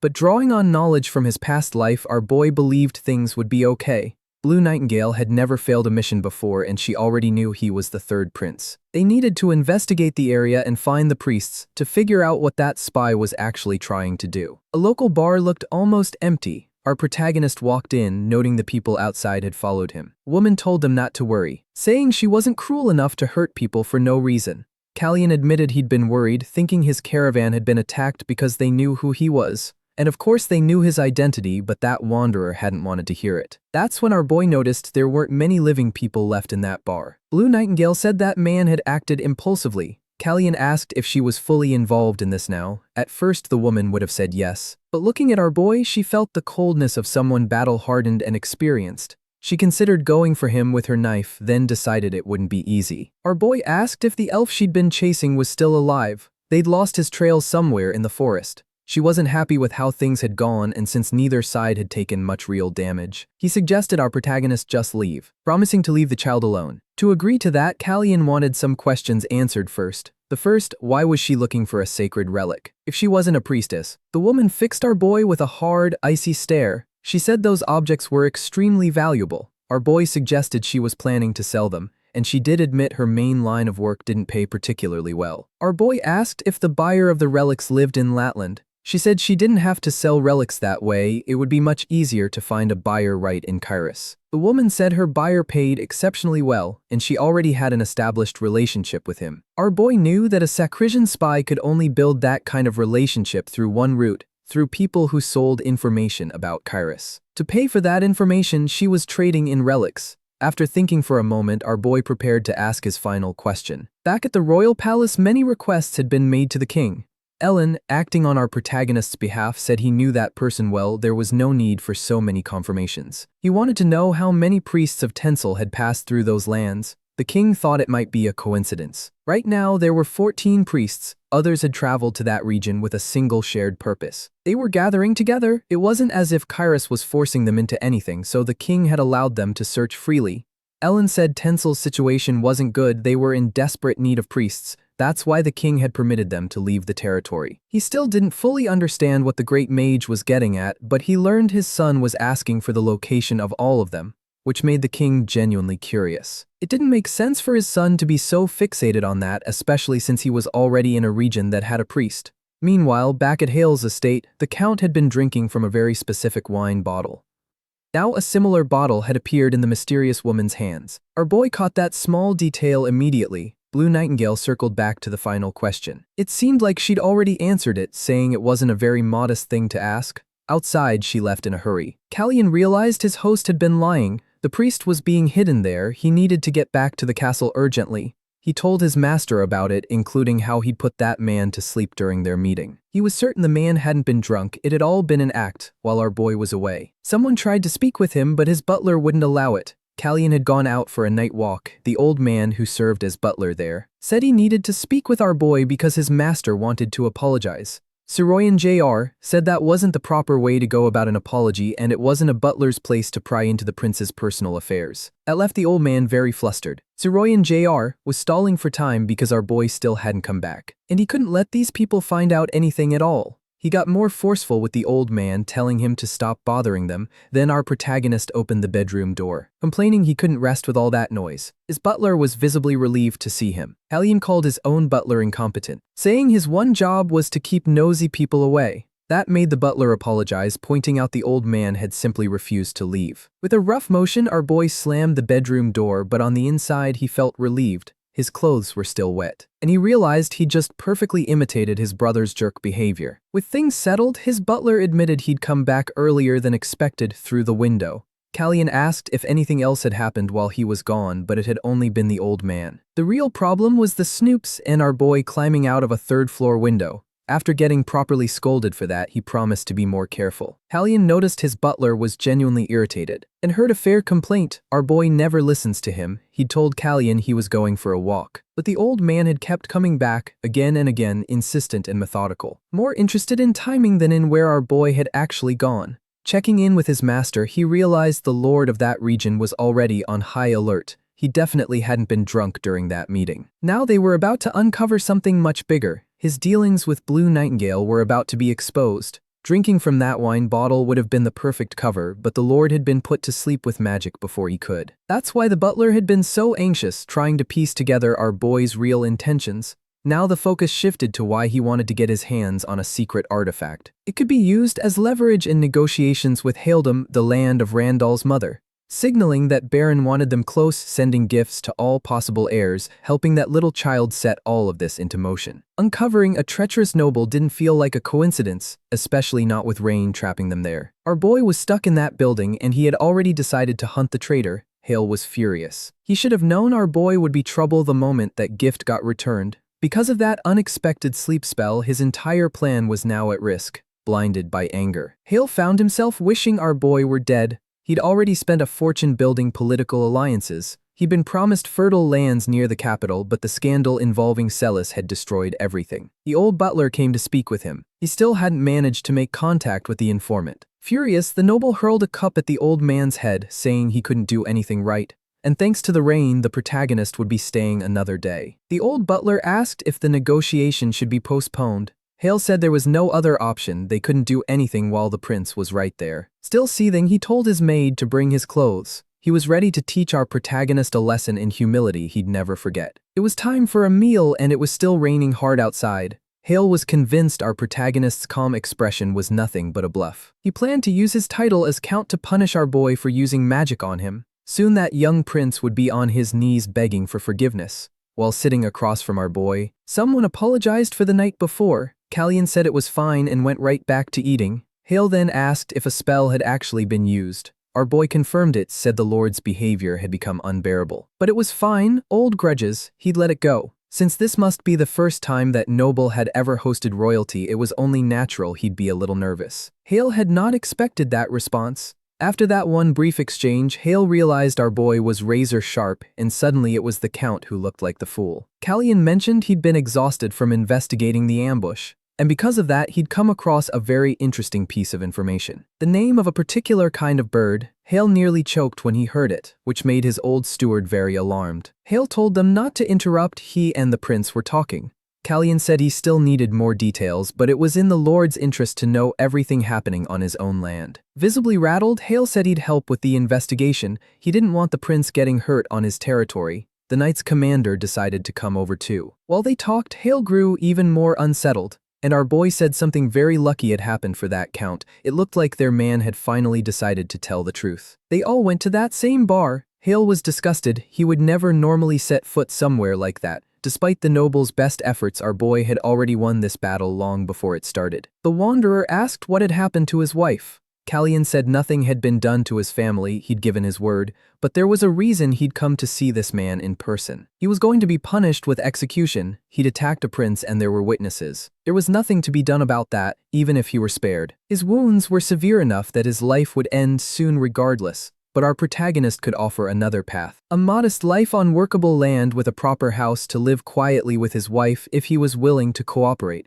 In that case, his only punishment would be the amputation of his infected arm. After sitting with it for a moment, the wanderer agreed. He confirmed Blue Nightingale was a spy, and she was there to meet a client. They had a long-standing relationship. In Hale's presence, our boy announced there was a double agent operating there. That kind of betrayal was extremely serious. Words that left the poor Count completely terrified. Callian was simply waiting for him to slip up and hand over even more evidence. The old steward started begging for mercy, saying he'd only been following orders. Ellen hadn't expected anything like this, and our boy took a closer look at the old man, concluding he was a priest of Tencel. Only they could legally purchase divine artifacts. The Count had found out that secret. The old man was certain his head would roll the moment Haildom discovered he'd been selling sacred relics. That confused our boy. It wasn't as if they had been buying the artifacts themselves. Growing more and more interested, he realized the old man was ready to talk. The buyer was Count Lannon, Queen Celis's own brother. He was the one offering the artifacts to Haildom, which meant the political maneuvering still wasn't over. If this was happening, it meant the Viscount had turned his back on Planche. It was now backing Randall, which meant he shouldn't be supporting the Queen anymore. Now that they knew that, the question was what the next move would be. This was the kind of news that would cause a massive uproar, so Ellen suggested they speak to the King first. Before that could happen, the young prince asked for a letter to be written addressed to Count Hale. He told them to take care of the prisoner's arm. The wound was so severe that amputation was unavoidable, and he told the prisoner to accept it. The commander was ready to carry out every order. As for Kiri, he needed to find that man's wife and get her somewhere safe. The elf girl was excited too and had come along with Hina to help with the cleanup. She still talked way too much, but the prince already understood what she was like. Without Arkin there, this was going to be genuinely difficult. The butler asked if the prince was going to do anything about the messenger bird and found out he wasn't. It was time to return it to its original owner. He just watched while the girls seemed completely entertained by the little bird. Hellion said he'd buy one just like it for Hina when they got back to the palace, because that particular one needed to be returned soon. Since Hina shared a room with another maid, she mentioned her friend might feel uncomfortable with a bird around. Callion told her to open the cage at lunchtime and to do it near the window because he was expecting a visitor. That night he read with a lot of patience. His visitor arrived earlier than expected. Blue Nightingale said the letter had been far too touching. It was a threat. Callion was going to expose everything at the shop and in the capital. The woman wanted to know why this was happening. The prince had gathered evidence about the sale of relics. He wanted even more, enough to keep one of her secrets locked away. Even so, she took a long time to respond. But there was no other real choice except to agree. Even while admitting she hated tedious arrangements like this, she threw several dice toward him. Callion realized they were magic bullets. He had to throw up a magical barrier to protect himself, causing a massive explosion inside the room and alerting everyone nearby. Callion locked the bedroom door, keeping anyone from barging in. Turning back to the woman, he asked if she'd really come there just to kill him since she didn't have any bullets left. She went for her blade to finish the job. He knew he wouldn't be able to hold off many aura attacks with the plain sword he was carrying. He needed to end the fight fast. After trading a few blows, he managed to disarm her. Then he realized she still had magic bullets, and one of them was already flying straight at his chest. With everything he had, he used his sword to deflect it, but the blade ended up badly damaged in the process. Now Callion was standing completely defenseless in front of a very determined woman. Two mysterious spheres dropped to the floor. Spy already had one injured arm, and had just learned the hard way that the prince was a sword master. She couldn't press the attack. Callion was furious, turning over his options. Then he decided to call her by her real name, Illa. That stopped her cold. Callion grabbed her firmly by the throat, and noticed something immediately. It wasn't there. The poison that should have been hidden in her mouth, the one all Kyrusian spies carry, was gone. Now it was time for her to cooperate and hand over the evidence. Illa asked if she would be released if she did. Callion was growing more and more uncertain about her, not sure whether she was still loyal to her original cause. Maybe she'd changed over time. Illa said that if the prince didn't want to get caught, he should let her go quickly, or she'd tell every night exactly what had happened in that room. Assuming, of course, that he wanted to keep his identity hidden. In his past life, Blue Nightingale had never been a traitor. She used to fight with a sword. Nothing like this version of herself. That only made the prince angrier. Callion said that if she was willing to go this far because of everything that had happened to her, she shouldn't have died in front of him. A deep silence fell between them. The prince released the spy and said his secret wasn't that impressive anyway. All he asked was for the evidence, promising she'd be released without interrogation, because he knew she'd already have to answer to White Eagle for what had happened here. Hale was still absolutely fuming about everything going on. He didn't understand what that letter meant. He was told he'd need a representative, and someone had already informed the queen of what was happening. This was the letter written by the prince's master. Hale realized his scheme to sell sacred relics had just been completely blown open. The great mage really was sharp, and all of this had been set in motion by the young prince. Because of everything now unraveling, Hale started to feel like people had been underestimating him. But he already had a backup plan. He'd stored a considerable amount of treasure in his mansion. That should be enough for a quiet disappearance, and there was one item worth more than all the others combined. With all those relics, he'd make a fortune. That's when Arkan thanked him for the information, stepping out from where he'd been hidden the entire time. Hale nearly had a heart attack. He absolutely hated being caught off guard like that, especially by a mage who'd been completely invisible. That was the evidence they needed. Arkan presented the relics that had been hidden, along with the information being leaked from that kingdom. That made the prince genuinely satisfied. Most of that problem was already handled. One still completely on edge was the prince's butler. He said something was happening outside. Several knights had arrived at the residence, and they belonged to Kayla's unit. They should have been guarding the king, not showing up out here. Ellen didn't understand why elite knights had been sent to that position. It seemed excessive, but the king hadn't wanted to take any risks. He only fully trusted those knights, given everything that had happened recently. The great mage said this would have a significant impact because the king was now giving the prince very visible special treatment. That could strain other relationships, since the king still hadn't publicly favored any of his children. Remembering the disasters of the past, the king knew exactly what could happen. He said his other children would join him the following day. It was time to see how they all behaved when they were in the same room together. The butler wanted to know if the prince was already leaving. Callian said he still had duties. The criminals would be sent to the capital. It was a shame one of them wasn't alive anymore. That wanderer had been officially declared dead, but in reality, he'd received the prince's promise and would live out a quiet life in the countryside. Very worried, the old man wanted to know what would happen to him. The prince knew the old man carried a significant share of the blame. The old man knew he was completely guilty, but he had been used as a tool. He'd be shown mercy, but he had to swear his loyalty to the prince. He was being promoted to the prince's butler, which was actually a surprisingly good outcome. Even so, the old man was still a little uneasy about it. Callian could finally return to his main mission, finding Sisfanian. Hale would spend the rest of his life in prison. As for the blue-haired woman, she met her end at the guillotine. Reducida covered the streets that day, a shrub specialized in absorbing moisture. The capital was blanketed with them, and they kept the white stones from turning red with the blood of the condemned. Randall was now being tested by the prince because of his involvement with a nation interested in those artifacts. But Planche had something more pressing on his mind. In fact, he hadn't touched a single drop of alcohol since the prince had left those lands. Planche asked if his brother missed the drunk version of him. Randall said that if he was done being an alcoholic, he could move on to the next mission. Learning to stay quiet. After dropping a fork on the floor, Planche said he was already getting too quiet. Back to our prince, they reached a very dangerous stretch of the route. There was a landslide blocking their path. To keep moving, they'd have to change course. This trip was taking way too long. Callian was so fed up that he decided then and there he'd set up a teleportation portal when he got back. The elf girl said she could take them to her village to help with that. She mentioned Luca was in that village too, along with the elder. They could stay the night and continue traveling the next day. News that made the prince genuinely happy. After a short trip, they arrived at the village and were immediately impressed. It was really well built. Callian had never imagined he'd end up inside an actual elf village. The leader introduced himself, a gray-haired man who wanted to know who the king of the humans was. Callian said there was no one with that title among them, but introduced himself as the representative of the caravan. Zurib, the elder of the village, said he had a favor to ask of the humans. The prince said he'd hear the details before giving any answer. Not long ago, 3 elves had left the village to visit human lands and hadn't come back. Neither had the scouts sent to find them. He wanted to know if they'd encountered anyone because they knew very little about human territory. Callian noticed that elves tended to ask for quite a lot. Zurib had asked because he genuinely believed he was speaking to the human king. These people didn't seem all that sharp, and the prince pointed out he was only a prince. To the elder, that distinction didn't matter much, but the prince was already running low on patience for their simplicity.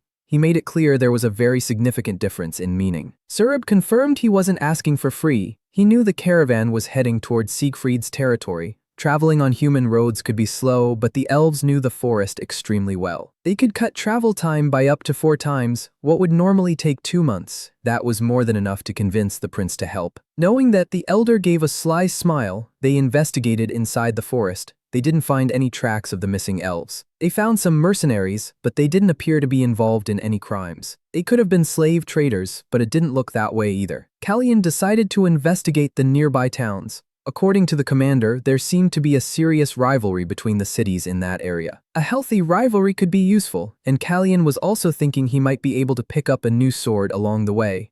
When he reached the first town, he was surprised to find there were no swords available. The prince looked visibly disappointed, but the seller pointed out he looked too young to be a mercenary anyway. Callian said it wasn't only mercenaries who needed swords. The seller said he was wasting his time. The entire weapon stock had already been purchased by the local lord who was hiring mercenaries. Callian said he'd try the neighboring town. But the seller told him it would be useless. The exact same thing was happening over there. And that's when the prince finally understood what the elf elder had actually wanted. These cities were preparing for war, and the elf village was sitting right in the middle. The prince wrote letters to both lords. He'd buy time to stop the war from breaking out, giving the elves time to get home safely. Now that he'd done his part, Callian was ready to continue the journey. The elder got worried and asked what he planned to do about the war. Callian realized the old man had already known that detail and had deliberately kept it hidden. It turned out the elves who hadn't returned had chosen to work alongside mercenaries. Every sign of war had been obvious from the start.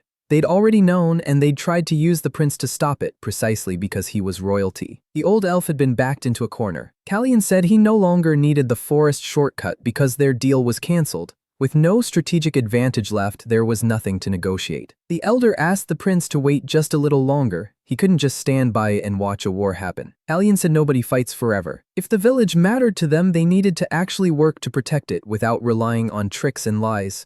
Now the elder had no options left. Callian mentioned the trade routes used by merchants had been suspended. Only Barisan went that far, and the prince knew exactly who that was. The cities about to go to war had very poor soil for farming. They depended heavily on merchants to survive. Barisan had suddenly cut business with one of them, causing a massive price imbalance and pushing the conflict to the edge. Callian understood that trade carried real responsibility, but the consequences only ever landed on common people. The nobility never felt it. Outside, someone started knocking on his door. It was the old elf, coming to offer a sincere apology. Luca had been the one who dragged the prince into this mess. The elder hadn't told the truth because he didn't know how the prince would react. Make it worse, Luca was his son. Everyone who had disappeared was connected to him. If the prince had known the truth from the start, the elder was afraid he wouldn't help at all, and he begged the prince for forgiveness. Even if it was an excessive thing to ask, this help could change everyone's lives. With no patience left for the full apology, Callian told the elder to deliver the letters to both lords. He should also find out whether they needed anything beyond food, because Callian would meet with them directly once he had that information. The old elf could barely believe he was still being helped. Callian said he wasn't doing it for him. Still, the elder said elves never forget their promises and swore he would never forget that kindness. Later, Callian started thinking about Lannan and Barisan, who was still a thorn in his side. Using the ring to speak with his master, he said it was time to clean house. News reached Marquis Evan Barisan. The carriage was ready to take him, but the patriarch said he wouldn't be leaving that day. He asked his butler to handle everything with the visitors. But the butler hadn't known this was coming. Nothing had been scheduled, and the Marquis was going to miss the council meeting because of it. On top of that, he preferred to receive visitors in the meeting room. The question now was, who was this person? The prince's master. He and the Marquis still hadn't met in person. Evan said he would have prepared better if he'd been given any warning. But the mage assured him it would be quick. He said the man's second son had caught the third prince's attention, and that made the Marquis deeply uneasy. Sipping his tea, the Marquis said Lannan wasn't brave enough to do something like that.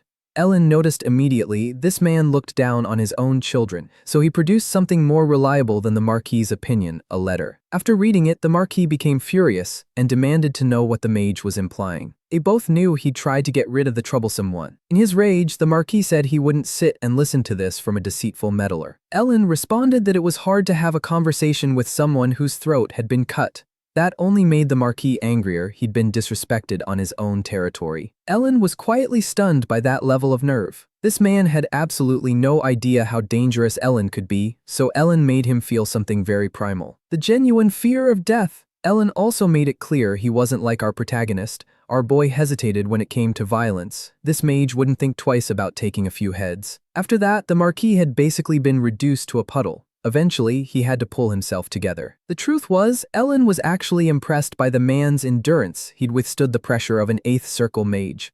Ellen also said he was sure the Marquis could handle his own son, but he was going to suggest a more efficient route. Lannan could be pushed out of his own inner circle entirely. Callian had told his teacher to say the following: they were going to buy the man's business. When the rumor about the prince being poisoned spread, it would hit that company's profits hard. The land and the family were built on knights. The trade guild had been set up specifically for the second son because he had no talent with a sword. At the first sign of losses, they'd drop it entirely. The Marquis asked why Ellen would cooperate to that extent. Our boy had already anticipated that question. Callian said he wouldn't be the buyer, but they already had the right person in mind. They'd sell the company to the second biggest merchant in the region. Melfier, it was on the Marquis to start the negotiation. The Marquis's son had already taken a serious hit because of Hale's arrest. He wanted to run before anyone found a connection between them. His luck was absolutely terrible. He couldn't even keep his plants alive while he was trying to figure out what to do. A mysterious shadow caught him completely off guard. A man grabbed him by the throat. He ended up arrested and rumors about selling sacred relics began spreading everywhere. In prison, he tried to leverage his family name, but he stayed locked up regardless. Eventually, the Marquis's own reputation was cleared, and Melfier's management of the business turned out to be exceptional. Back in the elf village, the old pointy-eared elder said the mother tree had prepared a path for our boy. Luca would guide them through that passage. Callian thanked him but said he'd rather have J's help instead. The girl they'd found in the forest, she seemed to know the place far better anyway. They were ready to move on. That's when our protagonist noticed. The child had started speaking normally. It felt genuinely strange, and on top of that, the kid was holding something oddly mysterious. Obviously, our protagonist got very interested in that strange little stone and asked if it was the divine artifact they'd stolen. Luca started getting anxious and said he didn't remember. Arkan seemed to recognize something about that stone. It might be an artifact too, which immediately locked in our protagonist's full attention. Knight Commander pointed out that the energy coming off that object felt dangerous. And yeah, there was a sinister aura leaking out of that tiny stone.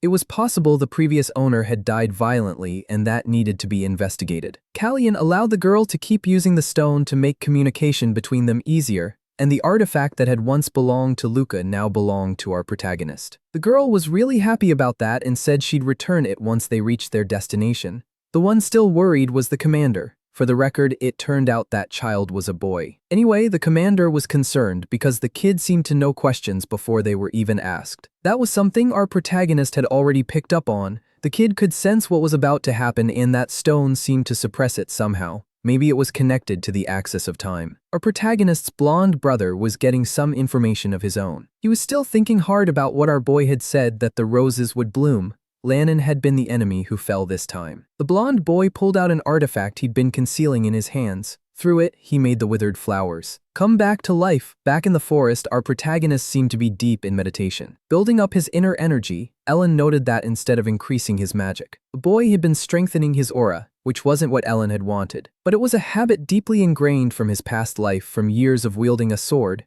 The problem was that even when he actively tried to build up his magic, he ended up doing the opposite. Knowing that, his master said he could help him work through it. But our boy needed to keep moving along his own path first, continuing the journey. They reached the end of the forest. Callian looked out and saw a massive city, the land of the elephants, the home of his butler's family. The elf boy took it all in, but now it was time to say goodbye. And he was ready to return the artifact to our protagonist. But Callian had something to ask the kid first. Did he really need to go back to the village right now? It didn't seem like they were particularly eager to have him back. If the boy's situation was a problem, our protagonist was willing to help. Before accepting the offer, the boy admitted that sometimes he did feel out of place in his village. But his mother had taught him this was who he was in his purest and simplest form. Unlike the others, he didn't need to be fixed. Even if he spoke differently, that didn't change the fact that he was an elf. Those words genuinely impressed our protagonist, and he realized he still had a lot of growing up to do himself. The two said their goodbyes. Callian genuinely hoped he'd meet that little friend again someday. Even Arkan, who had always been annoyed by the kid, looked like he was going to miss him.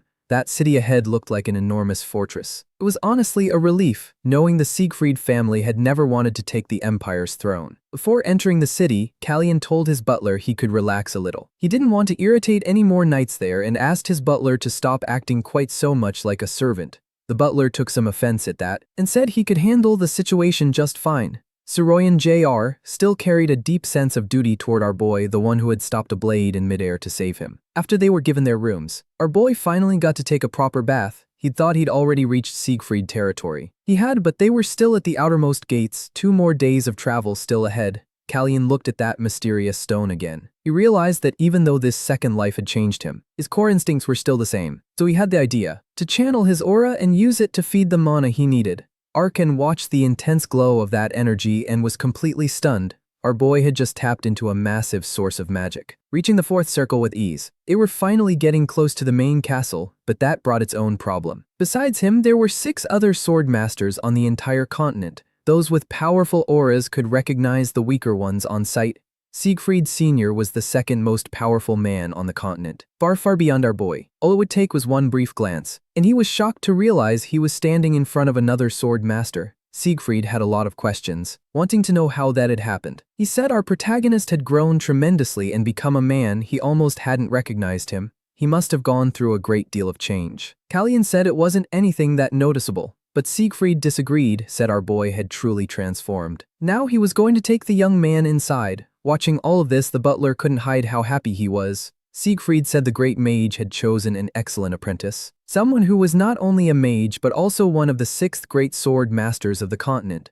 Of course Siegfried would notice. He hadn't trained all those years for nothing. He admitted our boy still couldn't perceive Siegfried's aura, but Siegfried could read our protagonist's aura without any difficulty at all. He said again that this was remarkable progress and his master must be very pleased, since it was already getting late. Siegfried couldn't stay to talk and had to say his goodbyes. But it was fine, Kalyan had arrived earlier than expected anyway. His host noted he'd keep traveling and wished them safety on the road ahead. Our boy's master was settling in with a glass of wine, saying his disciple had reached the land of the elephants safely. Sitting with him was the king, looking visibly worried, because thoughts of the future kept making him anxious. The great mage quickly realized he was thinking about succession. Kalyan was the last of his sons who still had to complete this rite of passage. Soon all of them would be eligible to take the throne. Randall was too mysterious. Planche was very strong but also dangerously stubborn. And our boy still had yet to show what he was truly capable of. Ellen suggested the king name the least favored son as heir, and the brothers would plot against him, and the problem would essentially solve itself. One thing this mage was absolutely certain of: our protagonist was still very much in the running. One day the king would see exactly what this boy had been hiding. But until then, he shouldn't worry about abstract futures. Everything would unfold the way it was meant to. Kalyan was about to enter that mysterious cave. After walking for a few minutes, he felt completely disoriented. He couldn't even tell how deep in he was anymore. Then his face was lit up by an intense glow. Kalyan felt like he was being pulled somewhere else entirely, a vast prairie full of flowers. He had no idea where he was until his eyes caught something that made his blood run cold. A presence whose power couldn't even be measured. Something that made everyone in its vicinity instinctively afraid. Kalyan bowed before it, because he was certain this wasn't merely a single will. That was the great Sisphanian herself, the entity he had come all this way to meet. Back in the villages outside, people were shocked. A massive, mysterious flash had erupted in the middle of the mountains. It was our boy presenting himself to that entity. He was only supposed to meet the goddess's will, but she had chosen to appear in her original form. Overwhelming, suffocating, the goddess had quickly realized. This child carried memories from another reality. He had turned her blessing into a weapon. And now she was wondering what truly drove him. Moving closer, she told him he had been summoned to that place. Back in the city, everyone was still unsettled by what that light could mean because it was happening during the young prince's rite of passage. The butler was worried too, because something like this had never happened before. Zeroy went straight to his son and asked if he really cared that much about our protagonist. The boy asked if his father shouldn't be out inspecting those lands. He had been, but he'd finished quickly. And the day's surprises weren't over yet. A little girl with very unusual hair introduced herself. Her name was Veronica, and she was the granddaughter of our boy's master. She had come with her mother, Rachel. Meanwhile, our boy was still being examined by the goddess. With a single touch, she accessed all of his memories, including everything connected to the axis of time. Now she understood exactly what was going on. But when she tried to tell him certain things, her voice simply couldn't be heard. Sisphanian realized what was happening and said that woman didn't want this to happen. They were talking about Serenity, the queen of the gods. She had fought the void during the Great War alongside the 8 great heroes. After the battle, she fell into a deep sleep, but she's still alive. Sisphanian said our boy needed to ask the right question. So he brought up the axis of time and said he wanted to understand why in his past life they had wanted that object so badly. But once again, he couldn't hear the goddess's words. Sisphanian said our boy's questions didn't align with Serenity's will. He wanted to know about things that happened after his first death, and learning them too early would change the course of everything. Our boy realized that if Serenity was interfering, it was because it was absolutely necessary, a sign that this was bigger than him. So he asked one final question. He wanted to know if it was his brother, who had used the artifact to bring him back. Sisphanian said that man was a king before he was a brother, and he shouldn't be seen as a fool. Nobody would disturb the natural order of things. Just for our protagonist's life, Kalyan understood it wasn't Chase who had manipulated time. In his heart filled with doubt, the goddess asked our boy to show what he had. Kalyan was confused. He thought he had nothing. Then he remembered the small artifact. The goddess examined it, and once again her words couldn't be heard. After examining our protagonist fully, she recommended he keep that artifact.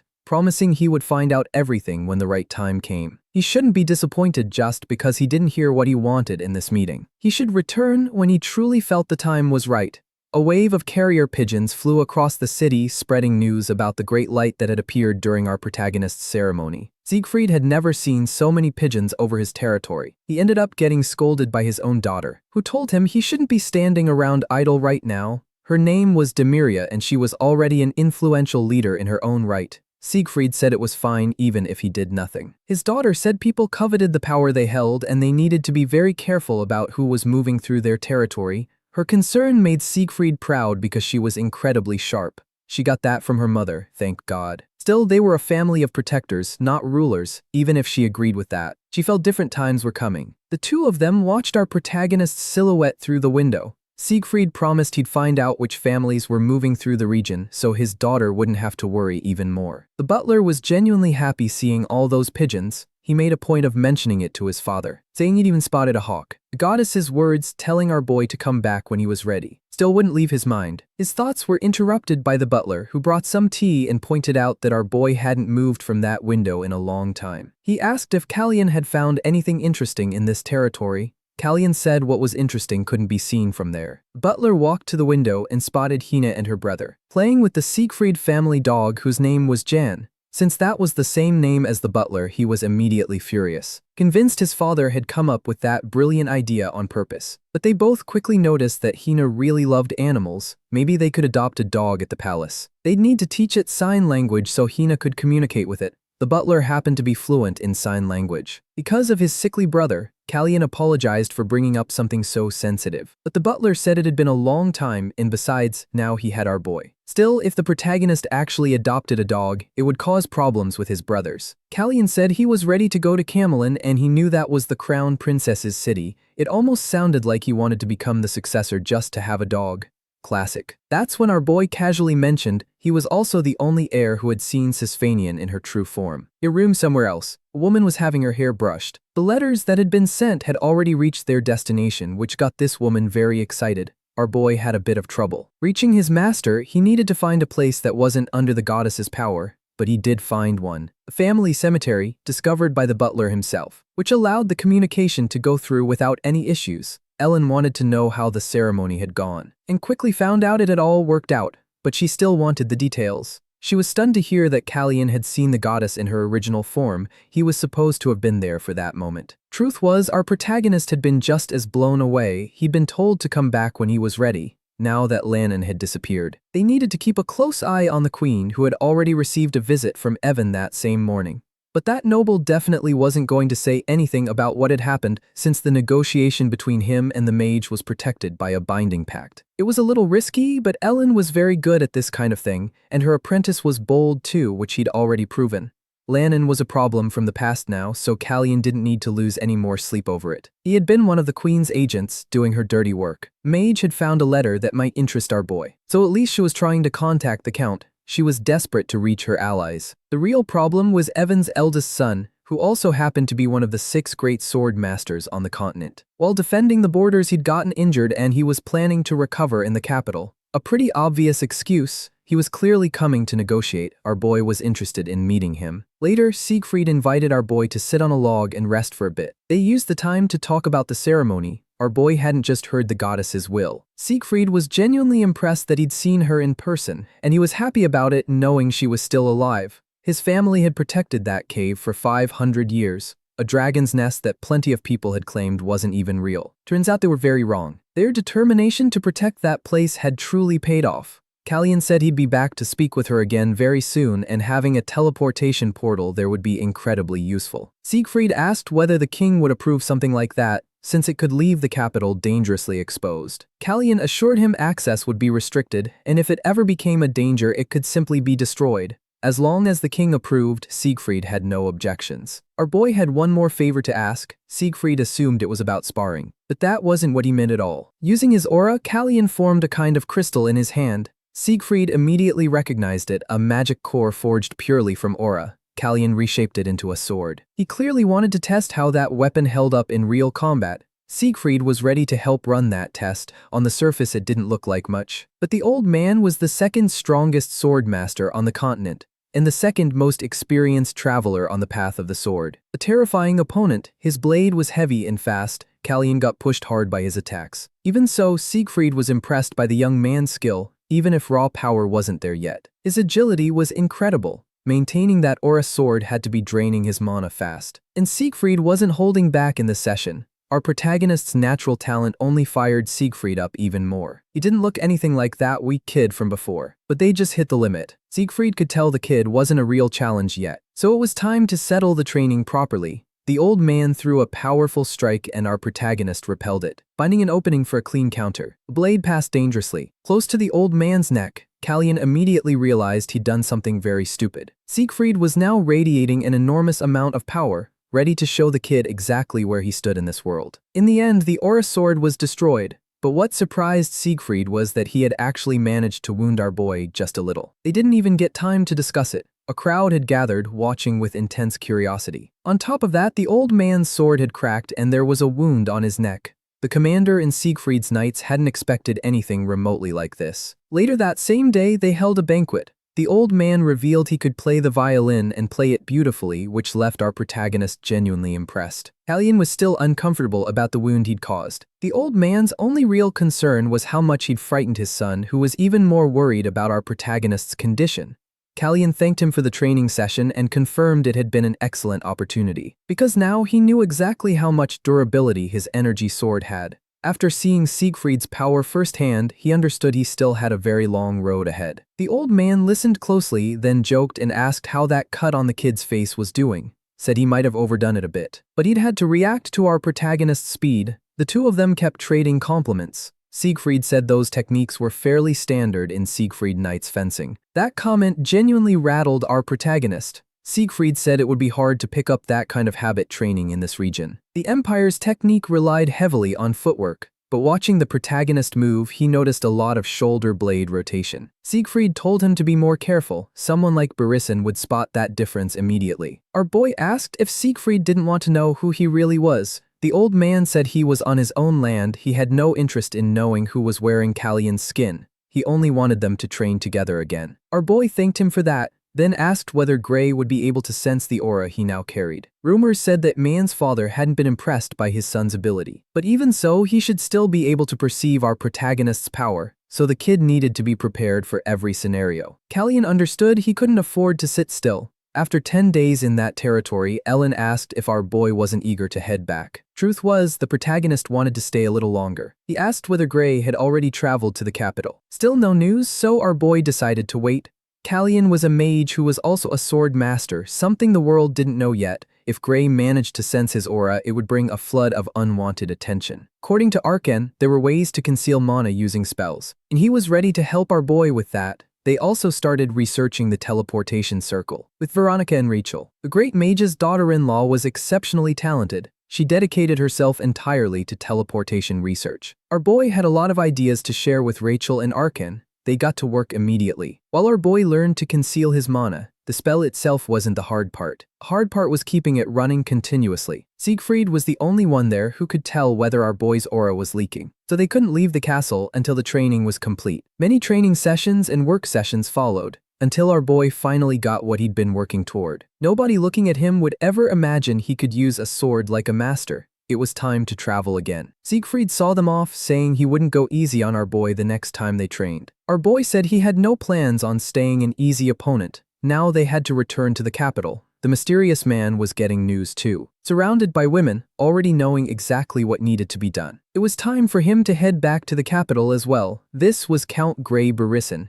Ellen couldn't stop being surprised by our boy. He had managed to gather a massive treasure from land that wasn't even supposed to be fertile. Melfier really had been the right choice, and what used to flow to Barisan now belonged to them. The protagonist was genuinely good at this. The maid asked if she could lock the door and the mage allowed it. Walking through the corridors, he ran into someone. The king's eldest son. Unexpected encounter for the great mage. Even so, he stayed polite, said it had been a long time. Blanche was wondering if Ellen was the one who had changed our protagonist, Or maybe because the change had been so sudden he'd gone looking for guidance from someone. But no matter how he pressed, Blanche couldn't get a real answer out of anyone. Ellen said she had plenty of questions too because the prince had stopped drinking and he must be taking things that were making him think way too much. Blanche realized there were more people who missed the drunk version of him than he expected. Still, the mage remarked that people change, they get past their fears and challenges, and stop themselves from falling back into reckless impulses. How it happens doesn't always matter. Blanche seemed disappointed by that answer. As the mage walked away, Blanche knew that comment about reckless impulses had been aimed directly at his past behavior. It had been 20 days since our boy had left Siegfried's lands. They adjusted their route slightly because Veronica's horse looked exhausted.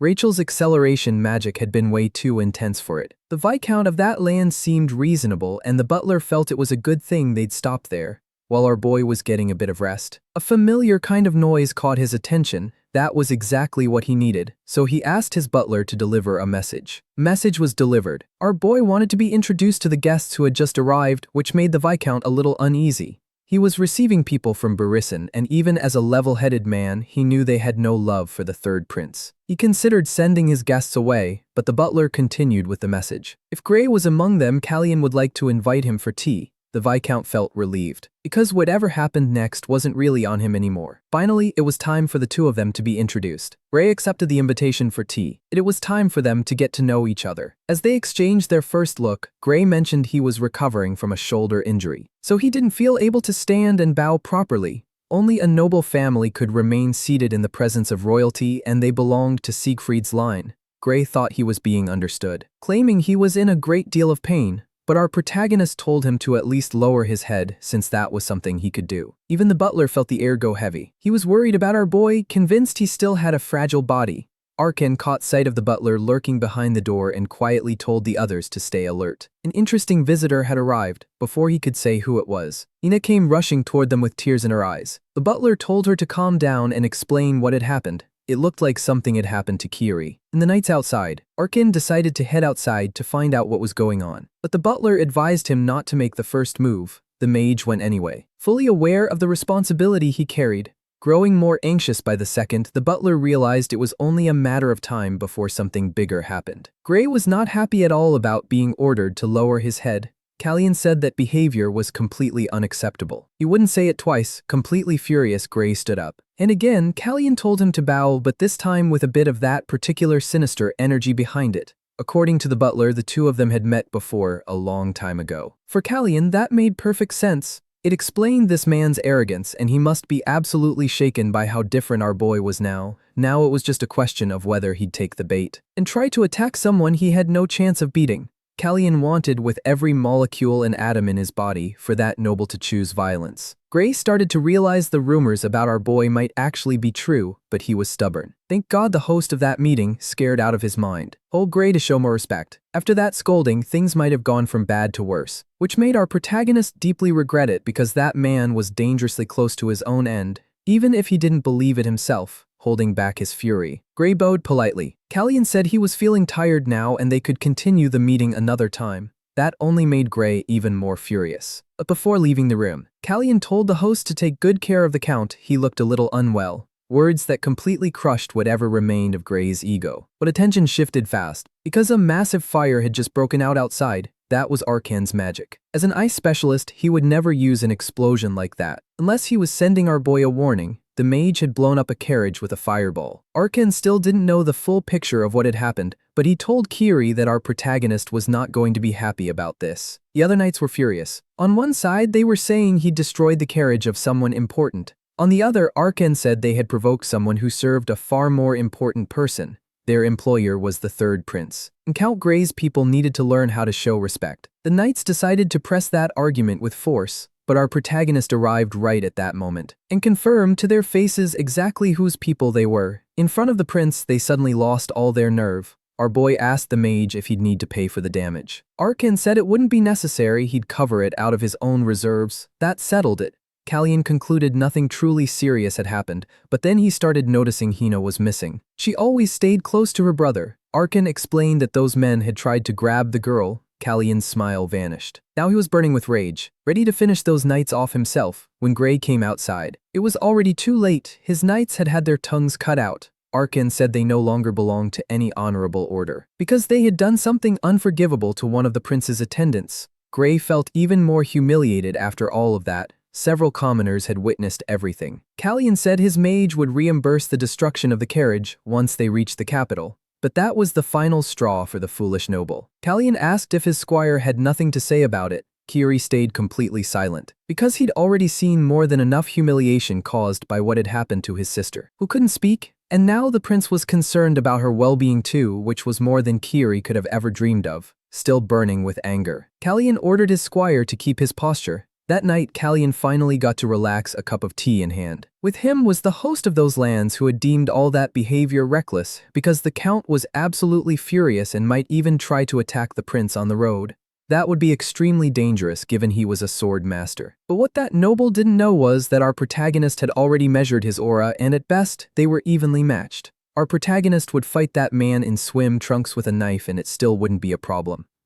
So he told the host plainly, a confrontation didn't worry him. Words so genuine they actually surprised the host because our boy truly meant every word. The prince's composure was impressive. Even so, the host had something else to bring up. It was about Kiri. He'd already done several laps around the training field. The host asked if our boy was really going to let him keep running all night. Callian said yes, because that man needed to learn a lesson. They both had their own responsibilities, and our boy was trusting his safety to Kiri. Kiri needed to become someone truly capable. The noble understood it wasn't just punishment. The mage who'd gotten caught in the carriage explosion wasn't being punished. Kiri was being punished for a lack of trust, not for bad behavior. Callian expected complete trust from everyone who worked for him. That made the noble quietly jealous, because it was a privilege to serve a master like that. Callian then found out Gray had asked to borrow the Viscount's carriage, but they were all conveniently broken, so it couldn't be done. Way too convenient. And yeah, it was absolutely just an excuse from the Viscount. He said his lands were very modest, he couldn't afford to lose a carriage, so he hadn't lent one out. Our boy took the opportunity to extend an invitation, handing him a letter. He said the noble could request an audience whenever he wished.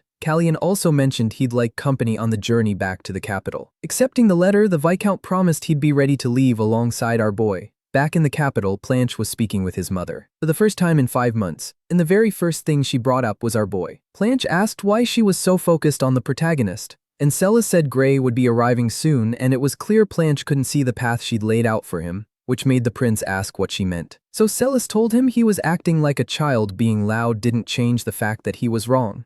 When Gray arrived, Blanche needed to do everything possible to stay quiet. Watching the queen closely, he said some people became completely unrecognizable, while others were simply incapable of changing. Celis told the boy not to try too hard. Blanche said he could give her the exact same advice, but to avoid unnecessary trouble, he'd do nothing. Just like she wanted, in contact with his master. Callian said they'd arrive soon. He was told the king wanted to accelerate the formation of the Mage Corps. After the coming-of-age ceremony, Callian had gained enormous notoriety. And with Gray having been humiliated, they needed to be careful. Pavel's knights would be restrained. Ellen realized this was essentially a declaration of war against the Barisan family, but the king was doing it to protect his son. The problem was that the king himself was now at risk. The Mage Corps would be presented when the prince arrived, and a ceremony would take place a week after that. Callian was deeply worried. Even with his master's protection, the king would be in danger, especially with Gray in the capital. The butler mentioned there was another route to reach their destination.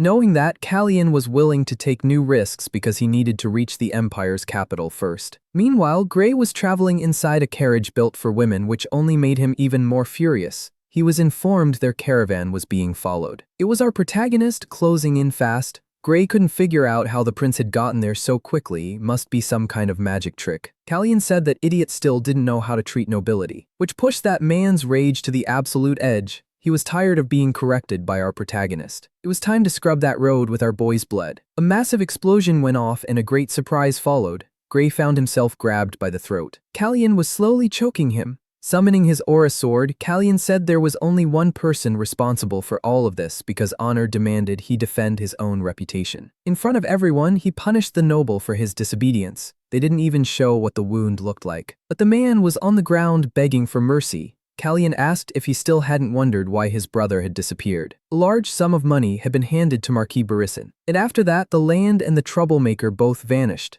Maybe the same thing was about to happen to the eldest son. Callian made it clear he had very little patience, so he'd ask only once. who had ordered the attack on the boy that day. Completely broken, Ray said it was Marquis Evan, his own father. That made our protagonist genuinely sad, seeing just how cruel that father was to his own children. Looking at the noble servants, Callian said they should back up that version of events. Still terrified, they also confirmed they weren't going to the capital. What had happened there was just a small internal family dispute. Our protagonist was being watched. Kiri was hidden in the forest. This had been done for him too. As for the boy's past actions, all of it had been forgotten. Callian said his subordinate used to know him better, finding that strange. Kiri asked when that had happened. Our boy decided to tell the truth, but they had plenty of time for that. When he arrived in the capital, the protagonist's return was celebrated because the goddess had revealed herself to him. People were saying he would inherit the throne. Finally, our boy managed to meet the rest of the family. He greeted his brothers very politely, and the two returned it with a certain indifference.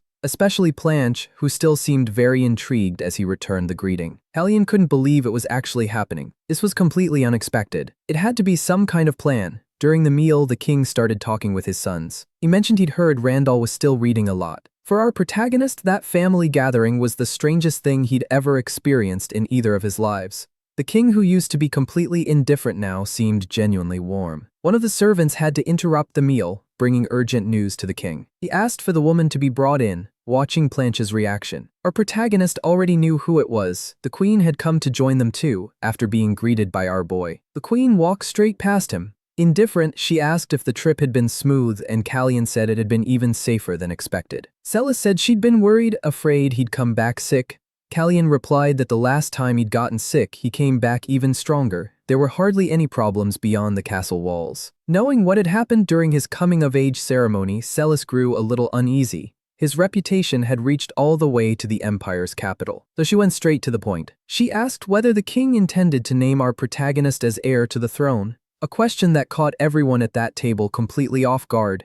Callian immediately recognized this as a desperate move from the queen. The king said he'd had a conversation in the presence of the great mage, and the suggestion had been to name his least favorite son as heir. That would take care of the most troublesome one. But there wasn't a single child of the king's that he didn't care about, and because of everything the queen had done, the king was now thinking very seriously about his decision. Celis slammed her hands on the table in fury, saying the king would regret it because he was tearing down everything she had built. She stormed out. The king apologized to Planche for what he'd had to hear because those words hadn't been meant for him. Knowing what had happened with his own brother, the king said he didn't want that future for any of his sons. They couldn't make the same mistakes that family had made. After turning 20, princes who weren't heirs had to leave the palace. They could only visit the capital for 5 days at a time, and they couldn't maintain private armies. That's when the protagonist's uncle was introduced, Asnan, the man behind a failed rebellion when the king first took the throne. Now confined in a tower in the valley of Rakan, our boy understood that his father wanted everyone to live well. His butler started wondering aloud if that was actually possible. But even our protagonist didn't have an answer, until he spotted a mysterious rose along the path. But the flower wasn't the only strange thing about it, it was glowing in the dark. The butler pointed to our protagonist's pocket, which was glowing too. It was that mysterious artifact. Every other rose had disappeared. That one was the only one left. Callian decided to interact with the flower. And when he touched its petals, they dried out and the flower vanished completely. The artifact's strange glow disappeared with it. Callian started connecting things time. In that artifact, he remembered what Sisfanian had told him, that he was far too impatient. But it was hard to shake those thoughts because his hunger for answers was immense. 2 days passed, and the butler reported that our boy had missed breakfast both days. Callian said he still felt exhausted. Austin thought our boy tried to sleep, but he realized he had an unexpected visitor. The person at the window could tell our boy's magical power was real. A gentle breeze was enough to wake him. Getting out of bed, Callian said it was already far too late for visitors. It was Planche who had come in the middle of the night. Planche said a row of roses had gone missing from the garden, and that had to have been caused by our protagonist. For privacy, Callian put up a barrier to completely seal off the sound of their conversation. He said his brother must care a great deal about that rose to come all the way there. Planche said it wasn't an ordinary flower. Now Callian was wondering if that was why our boy had missed breakfast. And he became certain his brother knew something. Randall was also a Sisfanian bloodline, and that rose was tied to the divine power in his blood. But when Planche had asked Randall why the flower hadn't disappeared, he hadn't gotten a single answer. Callian started wondering if his brother was actually being foolish, expecting a clear answer where there was none. Only Planche's divine power could have kept that rose alive so long, but he didn't understand why. Randall had chosen to hide it. That surprised our protagonist, finding out Randall could actually use divine power. Since something had happened, Blanche decided to take responsibility, saying he had burned the roses, letting our protagonist play dumb. But before he could leave the room, Callian stopped him, wanting to know what he was really doing. Blanche assumed our boy was skipping breakfast to hide the fact that he was bothered by this. But Callian's real question was why his brother had decided to help him at all. They weren't close enough for that. Those words made Blanche realize his brother still remembered everything. So he said that even if Randall had some kind of power, they wouldn't win. Callian was deeply shaken by those words. It seemed our boy was being helped because Randall simply didn't stand a chance against the queen on his own. Finally, our protagonist understood the obvious. His older brother had never wanted to become the next king. Their conversation left our boy deep in thought, thinking about that flower and the mysterious artifact he'd received. Callian wanted to understand how it all connected. To reach his real goal, he needed to strip even more power away from the queen. Time was running out. When she learned what had happened to Gray, Celis was absolutely furious because he'd been badly injured. He hadn't even made it into the capital. The news that reached her was that Marquis Evan had been responsible for the attacks. Celis couldn't understand why a father would do that to his own son. It seemed like an internal family dispute on the surface. What Gray had wanted was his father's position, and the truth was, it had been a secret arrangement between him and the queen. With Gray's help, Celis would return the favor. She believed her plans hadn't been discovered. The problem was that her ally was a sword master. He shouldn't have been injured that easily. So Celis decided to send him medicine, and she was determined to find out everything that had actually happened that day. The queen's fury kept building. Whatever had happened, it was a strategic move executed by a master. And Celis still wasn't willing to give up. The queen ended up meeting with a knight and handed him a bag full of coins. He thought it was a very generous gesture. Tammy was the deputy commander of Pavel's Knights. Nobody could read his true nature. And the queen knew exactly what he was, a cold-blooded assassin. Now it was just a matter of what his next assignment would be. Celis wanted to find out what had happened to Gray and whether one of our protagonist's guards was responsible. Once the person responsible was identified, they needed to be silenced permanently. If that was done, Tammy would receive another bag of coins. All he needed was the guard's name. The queen said it was Arkan, but deep down she was certain it had been the protagonist himself. Rumors about what had happened to Gray had already spread across the capital. And that day, the king summoned all the nobles to court. He had an important announcement. He said they had ignored magic for too long, but it was time to change course. He was creating a mage corps. The nobles were stunned because it directly threatened the power held by the knight families. Falcon was the name of this division, and in 1 week it would be officially inaugurated. They would use the old facilities of Pavel's Knights. After that announcement, the king asked to be left alone for a while. But he ended up crossing paths with our protagonist. Who knew this would unsettle the nobles? Callian wanted to know if his father would be okay, but the king assured him it wasn't his son's place to worry about that. Our boy took advantage of the rare private moment to bring up something else. He wanted to meet with the knight families. The king found that strange but quickly understood his son was trying to build allies, risky but bold. That impressed the king enough that he told his son to do what he wanted. It was also being done, so our boy wouldn't become the primary target of the Barisan family. Callian also suggested they go on a hunting trip soon, together with his older brother. When he heard that news, the butler was very happy, because our protagonist was actively building his own political faction. Their conversation was interrupted by Arkan's arrival. Visibly exhausted, but looking like he'd found a solution to the teleportation problem. It followed the same logic as a magic seal, a direct resonance between the traveler and the portal.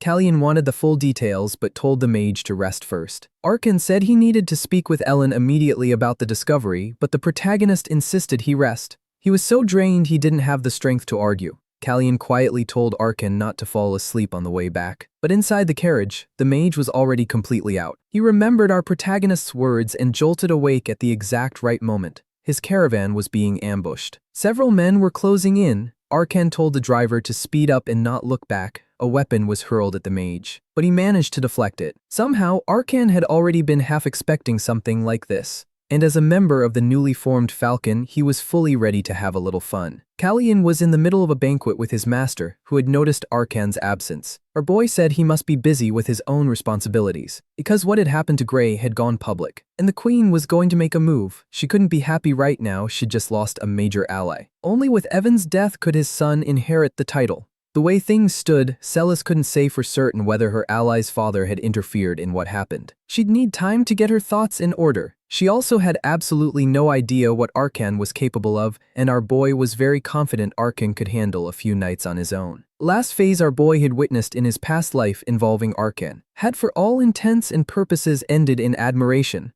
Right now, those attackers were being disposed of in a very brutal fashion. The assassin was already completely terrified. Because that mage is absolutely insane. He can cast spells in the blink of an eye. Their only chance is to close the distance, so he hypes his men up with promises of the reward they're supposed to get, but their attacks get completely shut down by a magical barrier which only speeds up the deaths of a few more of them. They quickly realized he never should have taken that contract. Sending a group of 10 men against an opponent like this is just ridiculous. Arkan notices the men are trying to run, so he blocks the path of the only one still alive, the one responsible for the ambush. The corrupt knight drops to his knees and starts begging for mercy, saying he can tell the prince everything he knows.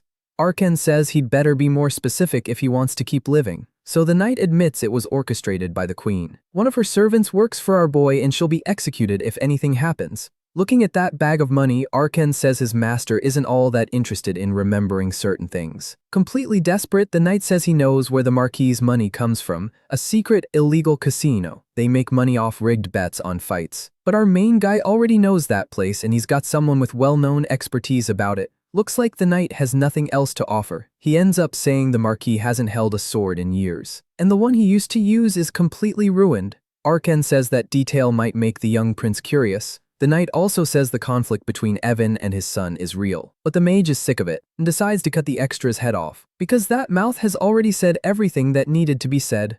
Arkan needs to figure out a way back to the palace since the carriage kept going, and he doesn't want to waste his whole week on the trip. Then he starts hearing the sound of horses galloping. Before long, our boy gets his hands on that bag of money, and that sets off a massive chain reaction. Now Marquis Evan is being accused of trying to attack Arkan on the road. The imperial family's knights are already outside waiting for him. Evan is getting furious. He thinks he knows why this is happening. It's because of the king and his mages. He asks where Tammy, his knight, is and gets told Tammy was found at the crime scene. On top of that, he was summoned by the queen herself. Evan is determined to go to the palace. The butler asks if he wants to notify the queen about the visit. Still raging, Evan says if he does that he'll punish his daughter because she's not who he wants to talk to. He wants to talk to our main guy. At lunch with his family, they're told that a master from Vulcan has gone missing. Randall is the one who says it, and he thinks our main guy must be really worried. With a wide smile, Callian says the king and Ellen should be more worried about it. Planche stays completely indifferent, and the day for the hunt gets set.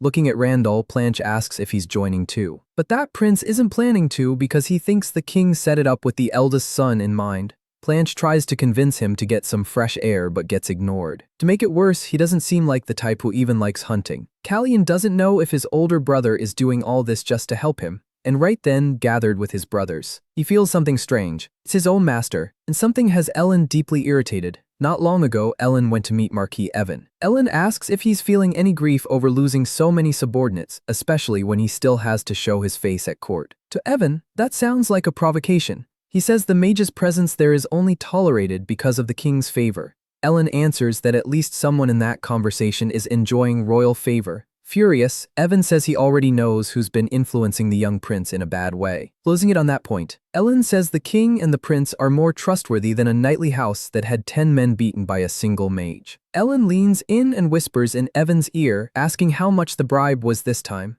saying Evan must have made a lot more now than when he sold his own son. That genuinely sets Evan off, and he releases his full aura. Ellen isn't intimidated by it. He releases an even greater power than the noble, and now he's going to show him that some things have been forgotten. It's time to remember where he belongs. The flames of that energy look like they're devouring Evan. Ellen tells him to think before he acts, because he doesn't know who he's talking to. That brief exchange leaves the noble choking for air. Threateningly, Evan says Ellen may be powerful, but he's alone and he won't survive long. But the mage assures him he isn't alone in this fight. He asks if the Marquis knows why Gray got kicked out and sent away. Maybe Gray got an irresistible offer, since he's a corrupt noble too. Evan starts thinking about what his daughter might have done. That would explain a lot of the problems he's dealing with right now. Callian watches the two of them talking from a palace balcony. From the looks of it, Evan really is going to meet our main guy, and he's furious. What Evan actually wanted to find out was what Planche's relationship with the queen is like, but things changed too fast. He won't be able to see his grandson now until he figures out which side the boy is really on.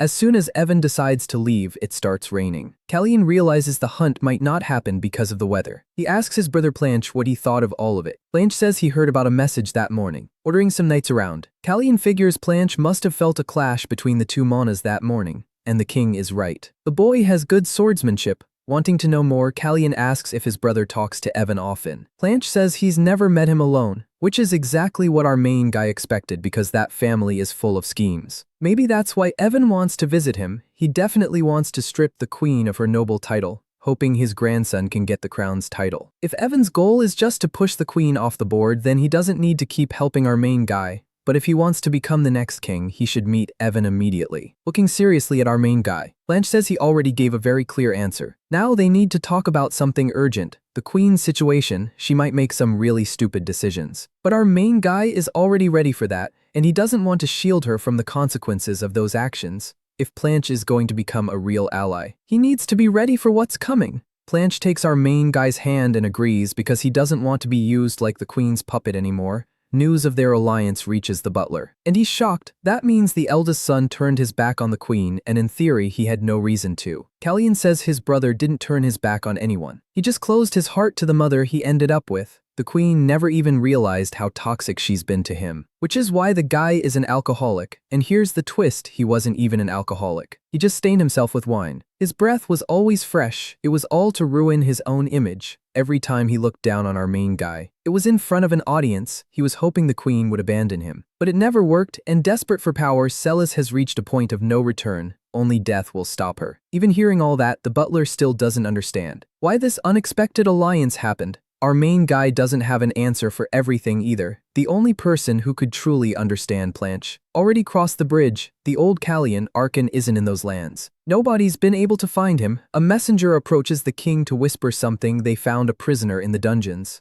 Lannan Barisin. Hearing that, the king is intrigued. Talking with Ellen, he asks if Ellen has forgotten who he really is. Even if he's a laid-back person, he holds the highest title within Vulcan. The king wants to show the court the power he has now, so he mobilizes the royal guard to increase the search efforts. Right now, Evan is facing serious accusations because of all this. The same knight who went to talk to the king was the one responsible for bringing that noble in. There are only a few days left until the inauguration of the new mage division. That's going to shock the nobles, with the title being granted to Ellen. Ellen has already realized the king knows exactly how much the nobles despise him, Evan in particular. The truth is, Ellen was originally a viscount in Libran, but he became known as a great mage. In Sakrija, he also holds the title of baron, but out of all his titles, he prefers being the young prince's master. And from now on, he won't be just that. He'll also be known as Count Ellen, a title granted by the king himself. Ellen is immediately surprised, and the king notices it. It's a pretty unexpected situation,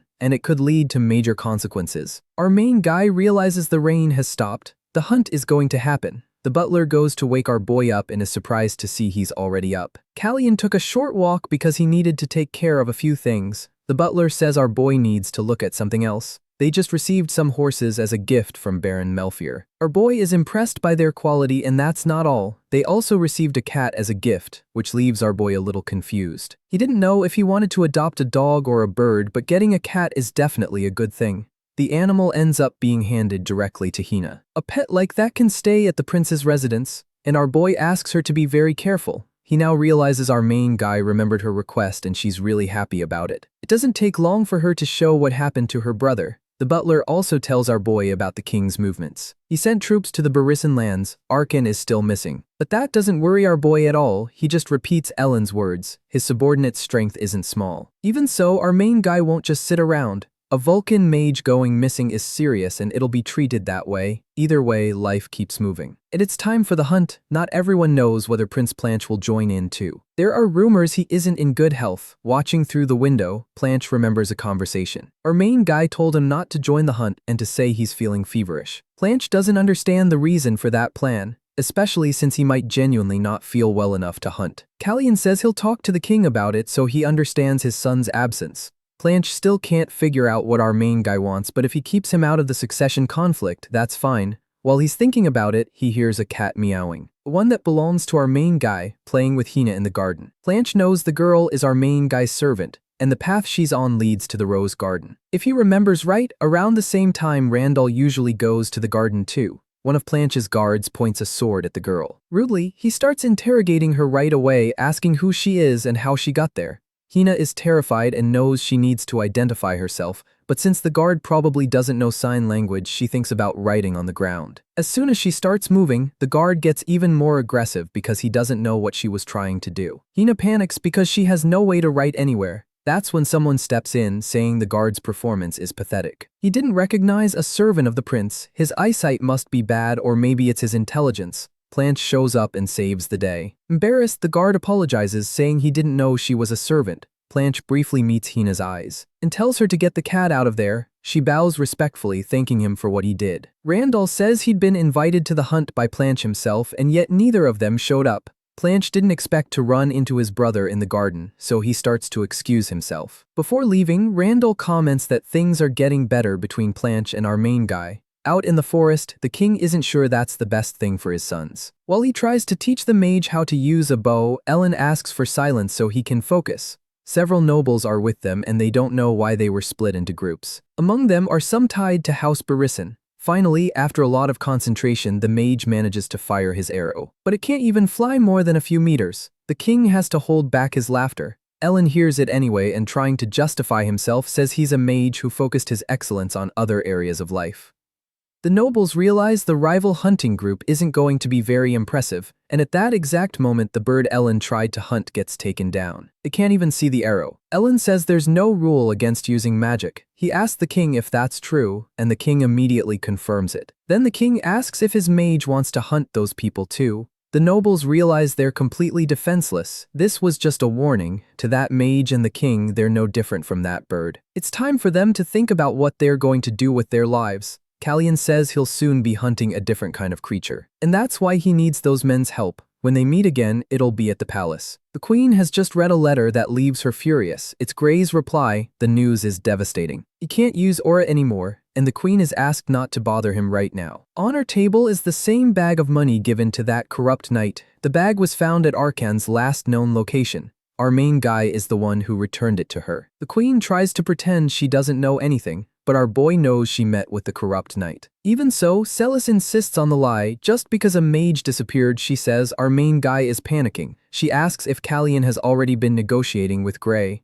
Our boy tells her she's completely delusional, and he doesn't need people like her or her family. Celis scolds him, saying he needs to be more polite. Our boy promises that soon she'll pay for what she did. The queen's end is getting close, and Callian guarantees he'll be the one responsible for it. Remembering that conversation only makes Celis even angrier, and she throws that bag of coins onto the floor, completely consumed by rage. Celis realizes she has nothing left to lose. It's time to settle everything. At night, someone tried to sneak into Planche's room. The boy woke up right away. He realized that Mage had slipped past the defenses with ease. It was our protagonist who did it. He'd promised he wouldn't come in again unless he was invited. Planche wanted to know what his brother was up to, and the boy said he had 3 things to talk about. First, did Randall know they were working together? The answer was yes. Callian didn't expect the news to spread that fast and asks for more details. In the conversation they'd had in the garden, Planche had asked if it bothered his blonde brother, and he'd said it didn't, confirming to our protagonist that things were calm. Even knowing Randall wouldn't make things difficult. Callian still wanted to be more careful. Moving on to the next point, he ended up thanking Planche. The prince said he didn't even care about that. Someone had probably told him what happened in the garden with the girl and the cat. Thinking back on it, he knew exactly why he didn't need any thanks. Hina had already done something like that, and she'd done it very politely. Now that Callian knew that, he could get to the last point. Since the next day would be Vulcan's inauguration, he wanted his brother to stay sick for one more day. Planche said Callian was pushing it. Callian agreed, but asked his brother not to interfere in any way with what was about to happen. Getting ready for the inauguration, the queen was being attended to. Her maids were wondering if her mood had improved. She'd been extremely stressed lately, and that had everyone worried. Maybe that woman should have listened to her father and married some noble out in the countryside. Without meaning to, one maid pulled the queen's hair too hard. When she tried to apologize, she didn't notice a hand already swinging toward her. The queen slapped her without mercy, making the maid beg for forgiveness. Another servant tried to take the blame, saying she hadn't taught that maid properly, so Celis took the chance to push that woman even further. Just as the ceremony began, a lot of nobles had gathered for it. Ellen announced the founding of that circle of mages. Dreamed up by the king and backed by the noble court, it marked the start of a new era in the empire. In the middle of the announcement, a huge explosion went off, terrifying everyone. It had happened in the Queen's quarters. Our protagonist grew more and more uneasy. People were saying Arkan was responsible. It looked like the boy hadn't expected anything like that, and he was badly shaken. It didn't take long for the nobles to panic too, and turn their attention to our protagonist. He quickly realized this was also the Queen setting him up. The king told everyone to calm down. Chaos was exactly what the attackers wanted, so they needed to keep their composure. They still didn't know what really happened, but someone there said she'd seen the culprit personally. That woman started moving toward the nobles. It was the Queen saying it, about the identity of the person who blew up her apartment. After the conversations you'd had with our protagonist, Blanche started getting really confused. Callian said everyone heard the explosion and they were relieved the Queen was safe. Callian said the boy was cynical because he was the one behind the attack. Even while being accused, Callian said it needed to be investigated. Callian said that before she was attacked, Arkan had accused her of setting up an ambush, and that our protagonist had told him about it. Earlier that same day, she planned everything with that maid. She'd handed her an artifact to place on the vanity. The poor servant couldn't refuse, so she put the small artifact there, causing a massive explosion that all the nobles could see. Callian said the boy clearly didn't believe her accusation, so he should bring Arkan himself there to confirm his innocence. The Queen insisted she saw him placing the explosive in her room. It was all her trap for the boy, and he was stuck with his hands tied by the accusation. Then she was caught off guard by Arkan's arrival, and to make it worse, he wasn't alone. The mage greeted the Queen with perfect politeness, the same person she'd just been accusing. Celis also had no idea what her own father was doing in his company. Only then did she realize because our protagonist was playing chess on a whole other level. Her end was happening right then. Back to the day Arkan disappeared. He met with Kiri. What he actually got was a few days off, but his disappearance put the Barisan family in serious trouble. Evan had no way to dodge those accusations. Arkan went to negotiate with Evan, following the prince's instructions. He said the Queen was going to use that to build a conspiracy, so Evan needed to hide on those lands.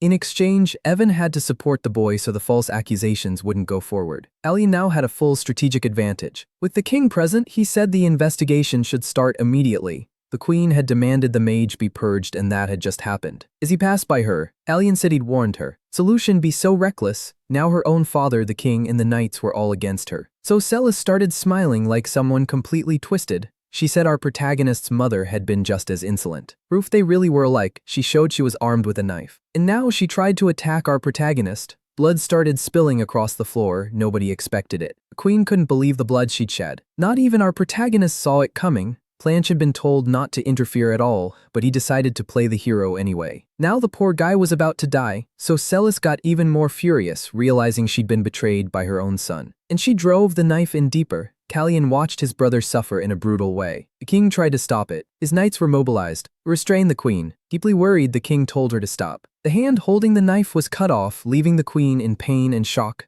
Furious, Callian asked if that insolent woman hadn't heard the king. She'd been ordered to let the boy go. The guards took control, the Queen was arrested, and the nobles realized the boy had used an aura sword. That meant he was a swordmaster. In the middle of the chaos, Callian tried to help his brother. Blanche said he was impressed his brother could use aura. And right after that he passed out. Everyone called for a healer. The king was visibly worried about his son, and the same was true for our protagonist. But since they didn't know what might happen next, the king had to be evacuated immediately. Something he didn't want to do because he didn't know what would happen to his son. Ellen told him he'd lost a child too, but he wasn't a king. Things far more important were at risk now, and the prince would handle everything. While the boy performs first aid, he's still waiting for the healer to arrive. The situation kept getting worse. Callian was also angry at his brother. He shouldn't have done that. This wasn't the time to die, not under these circumstances, and not even the blessing of Cisphanian in his blood was helping now. It was only a matter of time before he died. The healer was already on the way. He knew it was heading there too. Callian remembered Prince Randall might also be useful in that situation. In moments of chaos, the human heart shows its real intentions. Someone as calculating as him had just shown what he was capable of. Callian was furious at that refusal to act, and he desperately wanted his brother to survive. It would be tragic for his life to be lost there. Later that day, our protagonist went to visit someone in prison. It was the Queen who wouldn't be clapping anymore. She said she had a question too. She suggested they both be honest for the first time. There was something the boy was still hiding from her, and Celis was absolutely sure of it. Callian told her everyone has secrets, some nobody will ever find out. Now he had a question for her too about Queen Aisha's death, and whether Celis had been involved. showing an even more twisted side. Celis said she'd never forget it. It was the first life she'd ever taken using poison. Furious at the confession, Callian said there was nothing left to talk about. Before he left, Celis warned him they'd promised to be sincere. After thinking about it, Callian said he'd honestly expected the queen to ask about her own son's safety, ignoring what could have happened. Celis said he'd only been an obstacle right to the end. She tried to do her best for him, but the boy had proven to be a fool. He'd never been useful for anything, and her imprisonment was proof of that. Our protagonist said people run toward what they want to protect. The way that attack happened should have the queen had never been trained in combat. The boy didn't even need to block it, he could have just stepped aside. He was protected by magic too. Blanche should have known all of that, but he still made that choice. Celis wondered if the boy did it to protect her, because he had no reason to. Callian said if she hadn't sunk so low, she would have understood her son's reasons. How he tried to warn her about the risk of those decisions, about her behavior, and about her inability to change, at the peak of romance. Celis said she didn't regret anything, laughing like something out of a nightmare. Nobles he'd still been loyal to Barisin switched sides. And the queen's crimes were exposed. Celis was executed not long after. Her death also wasn't mourned. According to that place's traditions, after a week of dismantling her palace, the work still wasn't finished. People avoided her name. Nobody wanted to be associated with the queen. On top of that, nobody expected the boy to be a swordmaster who could use magic. Since the incident, he hadn't left Blanche's bedside. Blanche finally woke up and asked why the boy was there with his mouth full of banana. Callian said he was trying to figure out how to explain his sword skills without raising suspicion. Since he hadn't reached a conclusion, he told his brother to rest more. Blanche told him to do that in his own room, but our protagonist asked him to be a little nicer. Callian didn't want to leave yet. To avoid all the questions, more time passed and even Ellen missed the boy. Callian ended up getting kicked out of Blanche's room. Blanche was sick of it considering he'd stayed there 4 days. He admitted that was more than generous. Ellen had already been imagining the boy would stay another week, and that was the plan. Even the maids were talking about the rumors that our protagonist used an aura sword. To his master, the boy didn't leave just because he got kicked out. He must have come up with some interesting conclusion, something that could work for everyone. Callian knew he was a terrible liar, but someone could help him. He went to the king's office, and the king also couldn't know the whole truth. Callian told him that during the protagonist's ceremony, he'd received a blessing from Sisfanian that awakened his swordmaster ability. Callian would do a small demonstration. Since he could use aura and magic, he'd learn a few tricks shaping that sword. Now the king understood why he'd been in danger in that situation more than his own son. He also realized the mage had always known. Callian apologized and said he should have told him sooner, but the king understood the boy's reasons. The problem was the nobles wanted answers and Vulcan's ceremony had been postponed. It was suggested the boy use that to explain himself. Still, the king really wished he'd been told earlier. Ellen quickly realized his disciple was genuinely clever. For the king, all of this was beneficial. Now that everyone knew his son was a swordmaster, Barisin would be very cautious from now on. Not just him, but Randall too, who had stayed calm even on that day of crisis. The king worried about the possibility of Randall taking the throne. His thoughts were interrupted by a question, and even with the worry, he realized only time would tell what would happen. After a week, the ceremony happened again. They also announced the presence of the newest swordmaster. Meanwhile, Barisin isolated himself completely, avoiding any contact. There, the man didn't stop practicing with the sword, worrying even his servants. What made Evan furious was knowing he hadn't been able to see the boy's aura, something that only happens when the opponent is stronger. Finally, winter came to those lands. Our protagonist's cat was wandering through the garden and ran into Blanche. Even while ignoring the animal, the cat brushed affectionately against his legs. The flower the queen used to grow no longer scented the air there. The king's birthday was being celebrated. He was genuinely happy to be surrounded by good company. Spring came to them too, a new beginning for all of them. And in the middle of that celebration, mysterious man approached. Ellen and his disciple were very surprised, because Chase, the brother from our protagonist's past life, was there too. We were taken back to 2 months before that event. A lot had changed in the protagonist's life. He felt renewed in a way that was hard to explain. Ellen was personally invited to attend that birthday. The king wanted his friend there since it was his first birthday as a single man.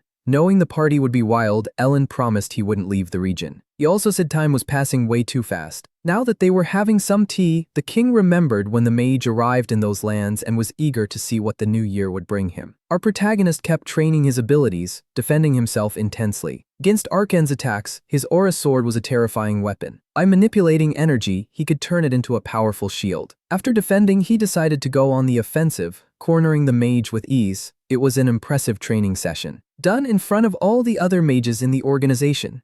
Kalyan was impressed by Arkan's teleport ability, and Arkan was also impressed by the boy's swordsmanship. His control over mana was truly refined. He was even more surprised to find out the boy had been holding back. The mages who saw it now wanted to learn from Arkan, who didn't need to chant spells. Planche watched the training too, and when asked if he liked the show, he said no. And the protagonist asked what he wanted now, or whether he was interested in training those mages. In his past life, Planche had been responsible for strengthening that division, a key piece in turning them into the demons they could become. That was why the protagonist made the suggestion. Planche still acted uninterested. Their conversation was interrupted by the butler, who informed them that Marquis Evan wanted an audience. It definitely has to do with our boy's aura, and he's already on his way to that meeting.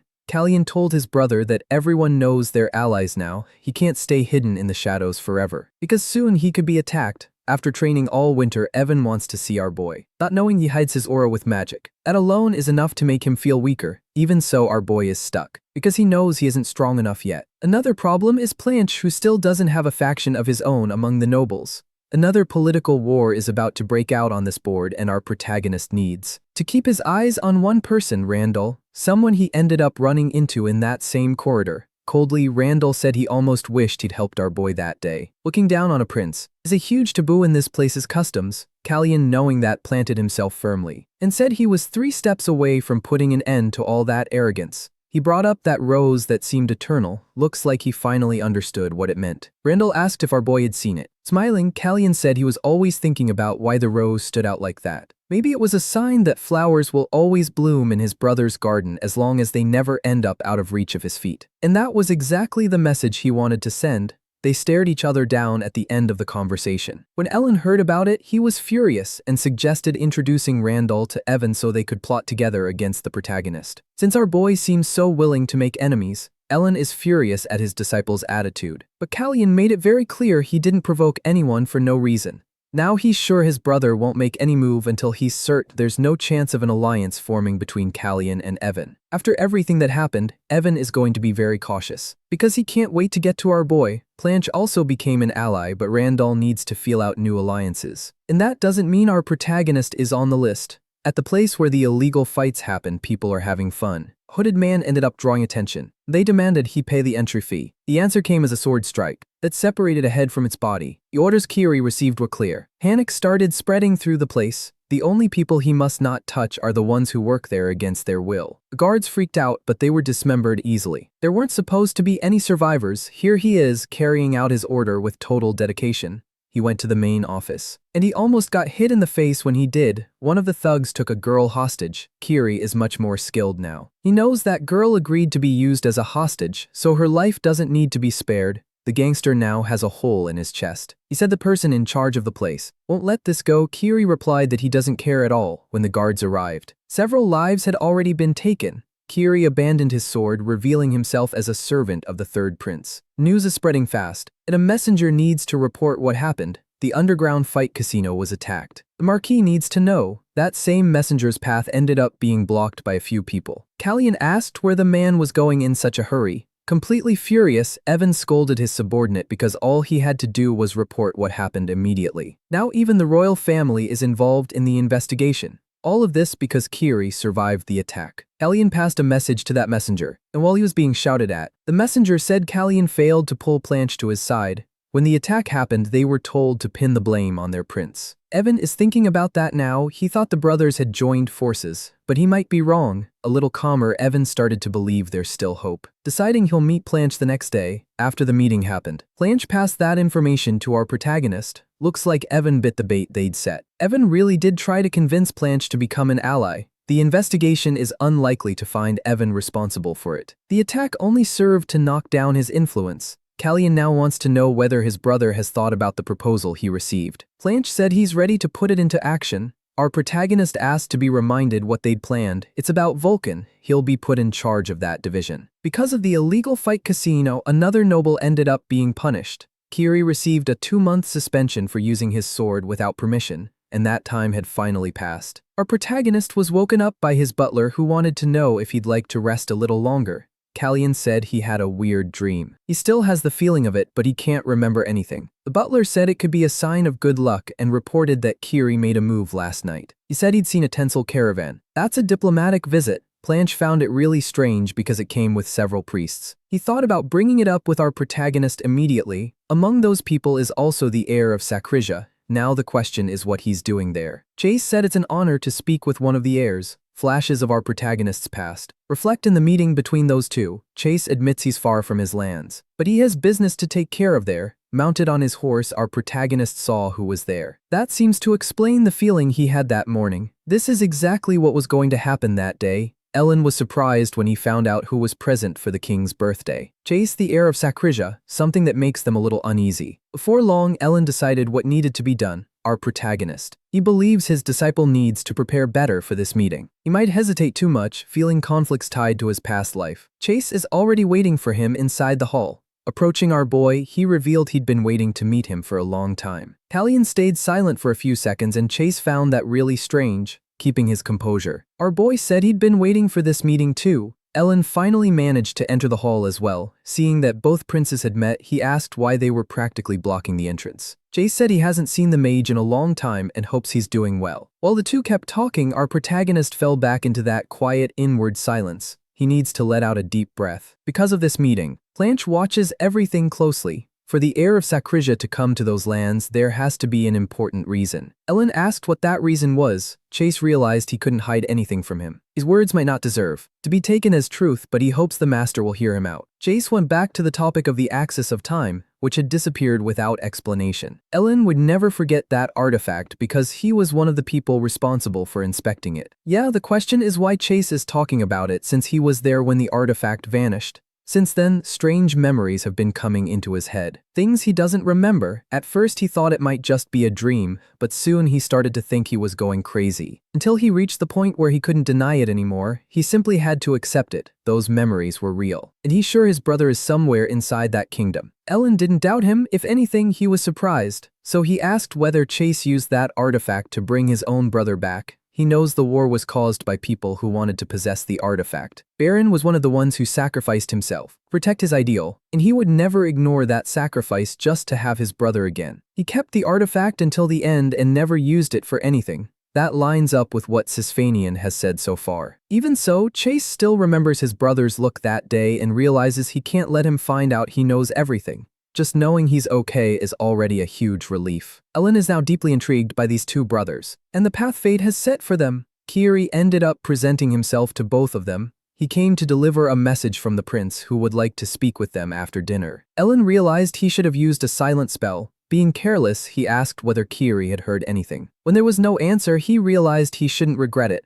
He told Chase that Kiri is the protagonist's personal guard. Chase was impressed by that because knights usually come from noble families. Introducing himself more properly. Kiri said his last name is Byrne, which made Chase even more anxious. That's a name passed down in Sakrija's royal family for generations. It means the hero who will never disappear. Back to our protagonist, he's still trying to figure out what motivated that visit. He's worried about the future and the war that could happen. Maybe his efforts were pointless. He still doesn't know why Planche started a war in his other life. Still trapped in those thoughts, he was interrupted by his brother. Planche wants to know why a distant prince would want to talk to our protagonist. To make it worse, Callian looks visibly worn down, so Planche asked what his brother would do if something he wanted badly had been claimed by someone else. Planche said he doesn't have a habit of taking what doesn't belong to him. Callian asked what he'd do if it were something he truly needed. Would he still limit himself to that moral rule, even after thinking for a bit? Planche didn't change his answer. Our boy has to admit he really was shaken by that meeting,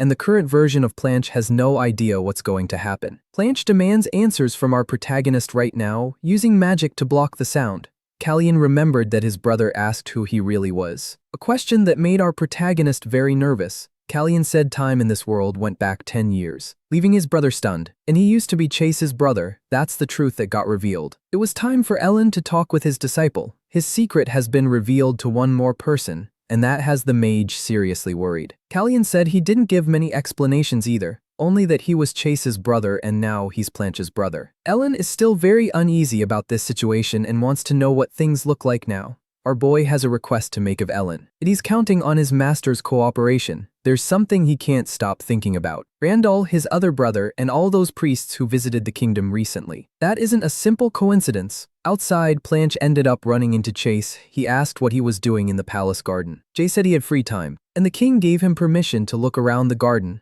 but it seems Planche doesn't like that. Even so, Planche said he'd been misunderstood. He's actually curious and wants to know the reason for the visit. It doesn't look like Chase is there just to talk to the great mage. Chase had heard he'd be facing the person responsible for Vulcan. Changing the subject like that left Planche surprised. He didn't think the information had spread so fast. Very seriously, Chase asks whether that division is going to be the foundation of the prince's power. Watching that reaction, Planche finally understood everything. Chase must have done something in that future version through those mages, realizing that Chase knows a lot more than he lets on. Callian can still make one thing clear to him: he serves the protagonist. Still worried, Chase said that for the prince's own good, he'd better be right about this. Back to our boy who's reading a letter. The butler he's investigating doesn't seem to have any record at all. While he's thinking about it, he's told the banquet will be announced soon. Since he needs to reach conclusions fast, Callian asked his own butler for help. Hildum sent 30 priests there. He's sure his brother Randall is involved. The butler said they're there for the king's birthday celebration, but the number of priests is way too high, so there has to be another reason. That makes the butler really rack his brain, and our boy realizes he still hasn't understood anything. Still, the boy said they shouldn't even be able to send that many priests. Tencel had a rough time with the rains that year. They needed help from the kingdom. And now they're paying the favor back by sending valuable priests. Callian realized that whenever there are floods, there are epidemics too. That nation must need healers immediately. Even so, sending priests to the king's birth. Now it all seems pretty obvious. Those people can't be real priests. After that conversation, Planche got pretty lost in thought. In the castle corridors, he ended up running into Hina. He asked if the cat had gotten stuck again, telling her to step back a little. He said he'd help. He ended up closing the door even more and told her he'd take care of the cat that day. That's Planche's room. And besides the cat, our protagonist is inside too. Planche went there to ask his brother if he was going to the banquet that night. Planche asked what his dear brother had planned for the day. Callian said there are 30 fake priests in that place. The princes entered the hall together. To the nobles, it's strange to see them united. Maybe it's the way they found to show their allies. It was clear they were challenging Randall through that show of unity. For our protagonist, that's more than enough. If his brother is still planning something, he won't be able to pull it off. Planche asked if that's what our boy wanted. Callian said it's only the first step. He also noticed our protagonist seems to be looking for someone. Among the guests, it looks like someone is missing. Evan, Kiri is already investigating outside, and our protagonist is sure that isn't a coincidence. That guard's job is to follow Randall as soon as he leaves the banquet. The prince moves around protected by his guards. Kiri has to be very sneaky and discreet. Luckily for him, a noble couple was hiding in the bushes. Fooling around, they apologized for what happened, and Randall kept going with his schedule like normal. Another person who needs to be investigated is the prince's right-hand man, that guy with glasses. Kiri only needs to figure out one thing on this mission. His presence was finally noticed. Those men sensed his killing intent. They aren't priests. Just like our boy suspected, they're knights, and he went to confront his brother about it. Not feeling guilty at all for liking that video that helps Mamoru make more juicy content for his viewers. Activate the cheeky little bell and